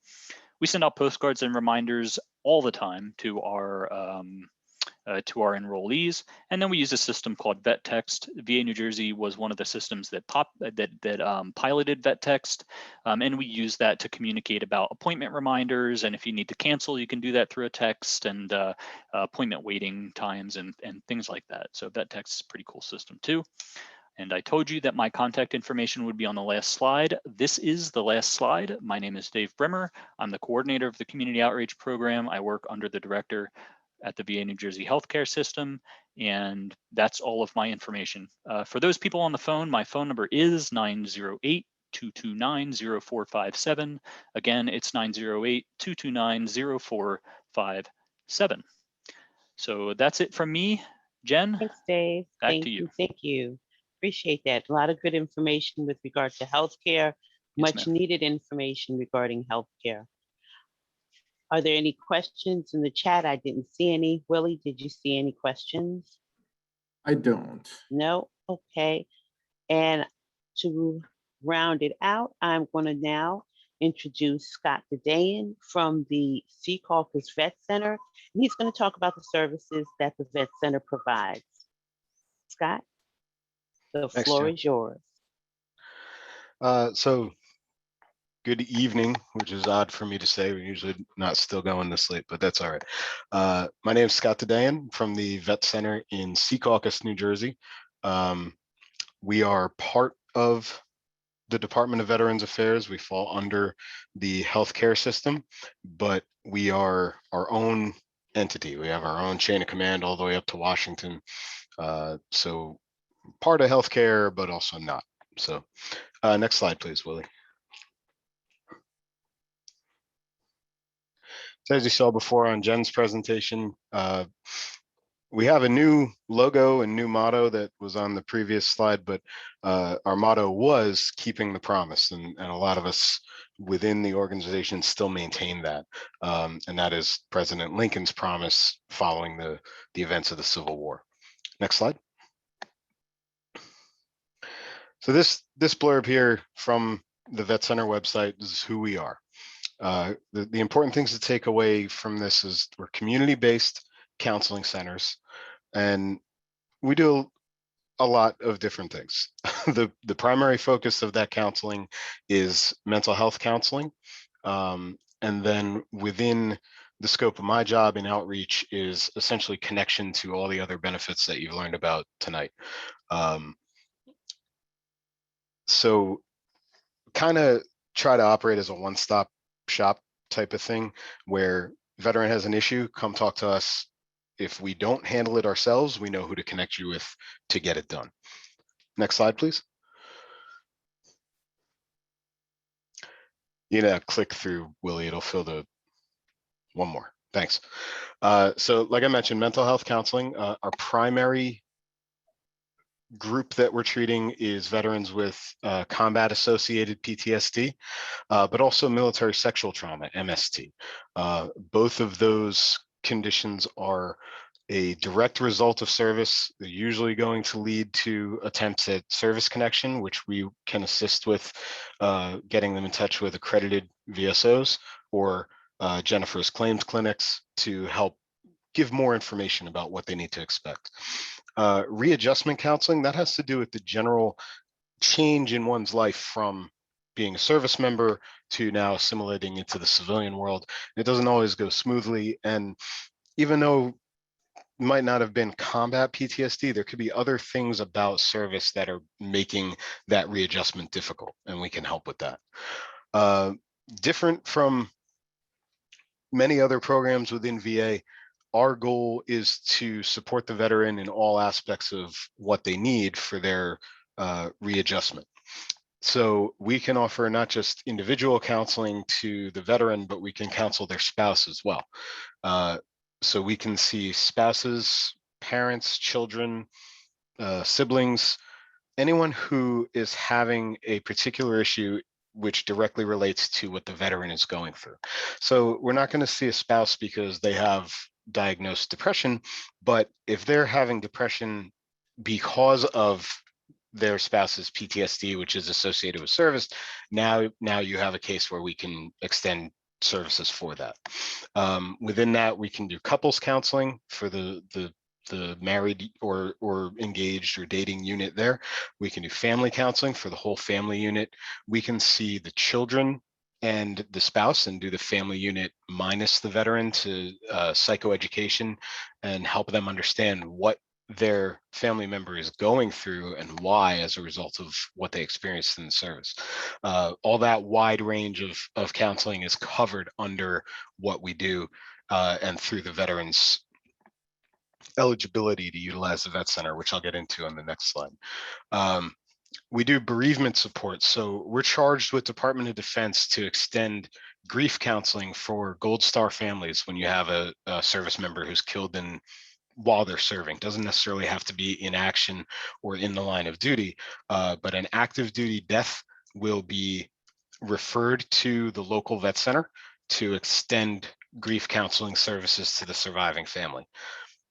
And that's a very special mission of ours that we're charged with carrying out.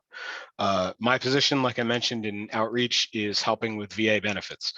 You need to enroll in VA healthcare.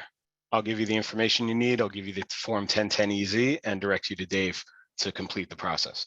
You want to file a claim? I will explain what you need to know. I'll give you the forms and I'll connect you with an accredited VSO. Education benefits, I'll explain, give you the forms and connect you where you need to go. And same thing with the home loan. So I have knowledge about these programs and you'll have that within the outreach people at other vet centers as well. And we can connect with the appropriate parts within the VA or in the community to get those needs resolved. And then last, we encounter often veterans that need to find work. So we have contacts with the Department of Labor in the state, certain agencies that target hiring veterans, such as Port Authority. Financial relief, we have a few community organizations that we're connected with that can offer help with bills if a veteran falls on a specific hardship. It's not a blanket, we can get money to people, but depending on the circumstance, there are organizations that can help with those kind of things. And then if we have a homelessness situation, we can connect them with VA supportive service for veterans and families, or HUD-VASH, or the domiciliary, whatever might be appropriate. Next slide. So our eligibility comes, excuse me, specifically from the DD-214, and that is how we get an enrollment for the family members as well. The important things here as they're boldening. Enrollment in VA healthcare is not required. We'll encourage it if the person's eligible for VA healthcare, but it's not a requirement for vet center services. There is no cost, never ever, no invoice, no billing your insurance, no nothing. Vet center services are completely free to the veteran and their family members by virtue of the eligibility being satisfied, and there's no time limit. So often you'll encounter in mental health counseling through private insurance that there's a time limit placed on what type of counseling you're receiving. So anger management is a 12-week program. Depression is an 8-week program. And if you go outside that allotment, then you're paying out of pocket for the entire course of treatment.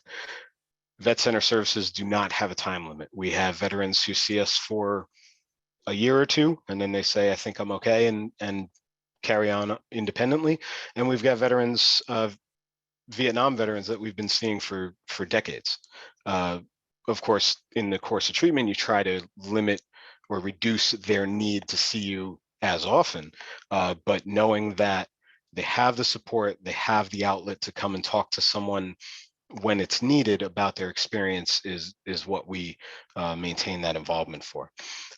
Specifically on eligibility, I mentioned before the combat piece. So we're looking for, on the DD-214, either a combat deployment medal, which shows service in country or in support of combat operations. So Navy veterans, for example, if they have an expeditionary medal, that can grant eligibility in that combat operation.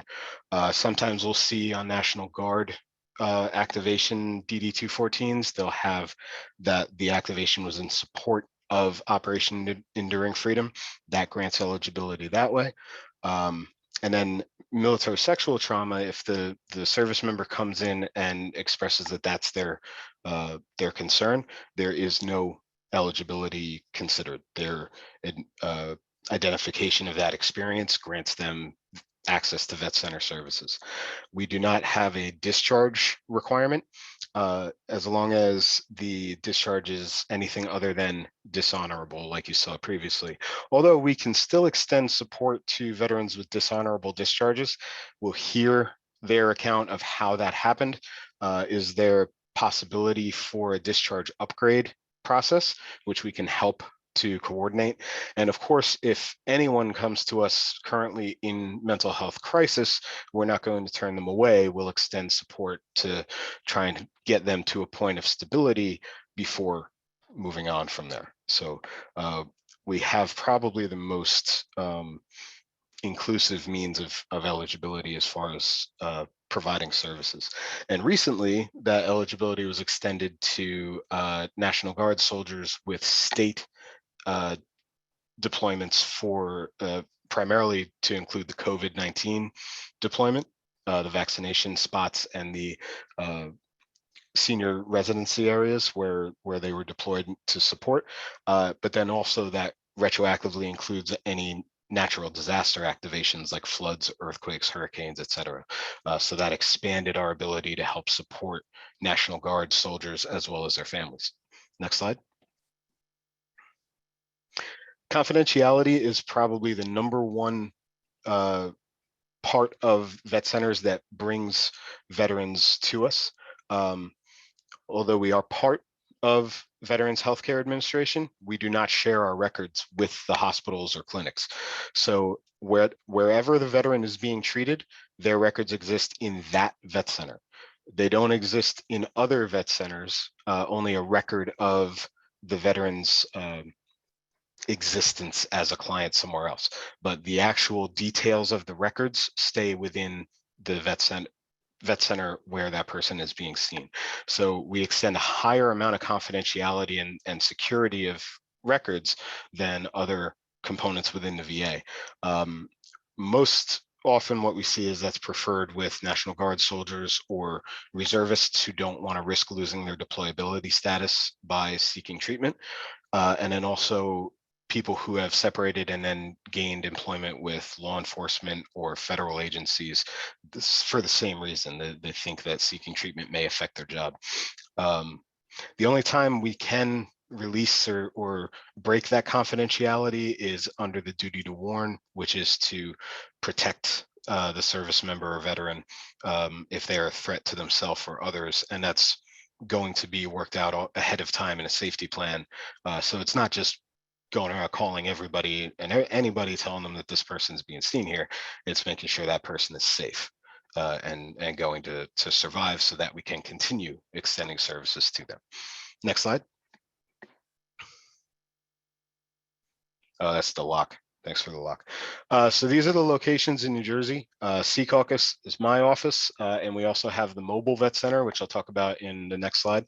Bloomfield in Essex County, that's our sister vet center. And you can see how the colors coordinate to the counties that we're responsible for. Trenton, Lakewood, and South Jersey covering the entire area that's responsible or held responsible through the Delaware and Philadelphia regional offices. Next slide. This didn't come out well. These are our outstations or community access points. So we understand that the physical locations of the vet center don't always support the entirety of the region we are responsible for. So we have had, right now these are not operating due to the pandemic, but we had areas outside away from the brick and mortar center where we could once a week, twice a week extend services to limit the travel requirement for veterans in those areas. So for us in North Jersey, we were seeing between us and Bloomfield, we had offices in Morristown and in Hackettstown, which was donated by Centenary University. So that allowed us to broaden out to Morris County and Warren County who otherwise would be driving completely across the state east. So these hopefully once excuse me, once things return back to a closer sense of normal, we'll be able to resume these community access points. But as I said, for right now, these are on hold. Next slide. There's our mobile vet center. That's a brand new picture of our brand new vehicle taken at the Sussex County Fair. This is a vet center on wheels, vet center services wherever they're needed. Inside of that vehicle are 2 counseling offices where we can conduct on-site therapy sessions or private meetings with myself, access to benefits, assistance, or connection to healthcare, whatever we need to do. It's hard to see in the picture, but there is a satellite dish on top, and that connects to VA network, giving us access to internet, phone, and fax, as well as VTEL, which is an ability for us to video call to the hospital or any other VA system that has that device. And we use this both for counseling services outside the building, but primarily it's a great outreach tool because people see this giant billboard that says vet center with the VA seal on it, and they come over and say, what's this all about? And that gives us an opportunity to spread the word about what we do. Next slide. Just real quick, this picture here really sums up what the vet center is founded on. For those who understand, no explanation is necessary. For those who don't, no explanation is possible. A lot of our employees are veterans themselves. And we were created by the Vietnam veterans who at the time felt that the VA was not appropriately caring for them. So they did what veterans are apt to do, and they banded together to take care of each other. So our roots come from the idea of peer-to-peer counseling, veterans looking out for each other. So we try to maintain that in our staffing. Just now, more of our employees are actually licensed mental health workers rather than peer-to-peer barroom counseling, as it were. Next slide.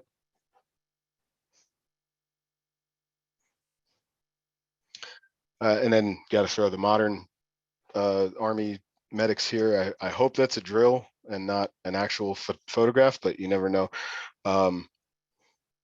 This really speaks to the dedication of our staff. In your darkest hour, when the demons come, call on me and we'll fight them together. As I said, a lot of our staff are veterans, which means many of those veteran staff have used the Vet Center as a client before becoming an employee. I can honestly say I have no shame about it. I was a client first and was lucky enough to get the job. And now I can speak not only as an employee representing what we do, but as a success story. If I hadn't found the Vet Center, there would have been multiple negative things that happened to me as a result of poor decisions and poor readjustment. So next slide. This is our staff. And as you can see, the majority of us are veterans ourselves.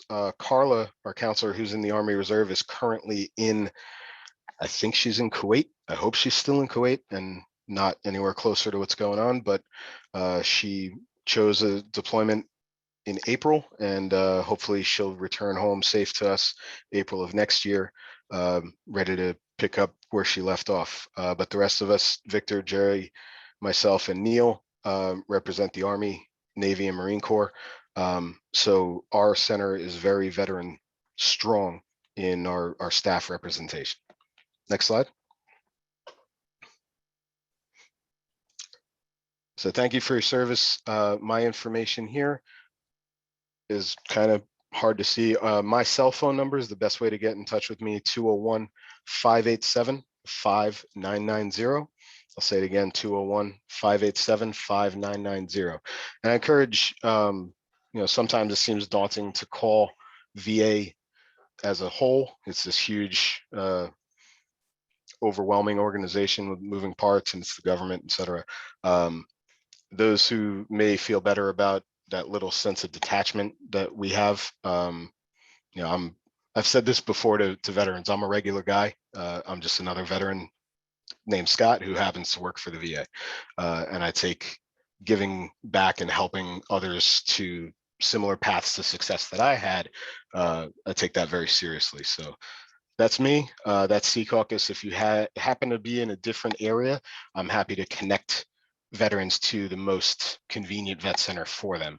It doesn't even have to be in New Jersey. Any questions?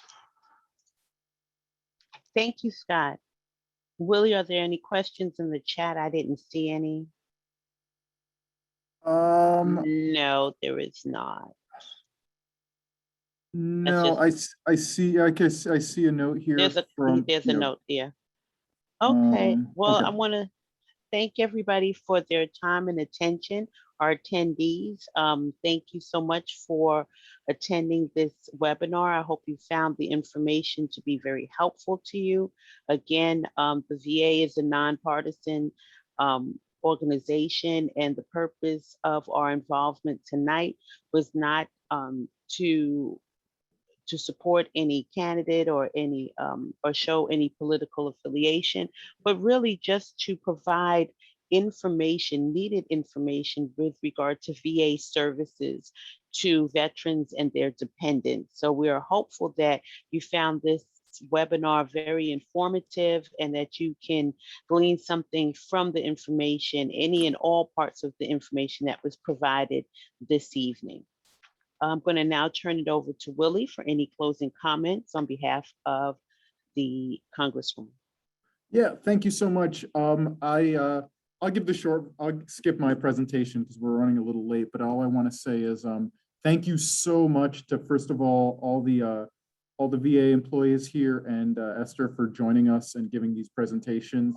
There's so much information. It was hard to pack in 2.5 hours, but so much good stuff. Two things I just want to say to everyone. First, there is a lot of information. These benefit programs are pretty deep. Remember, you are just not alone in this, right? Like Esther said, contact a BSO. You can contact Jennifer. There are all those hotlines. And please, you can take down our number too. I'll email it out. You can always call our office, Congresswoman Sherrill's office, and we'll connect you with the right place.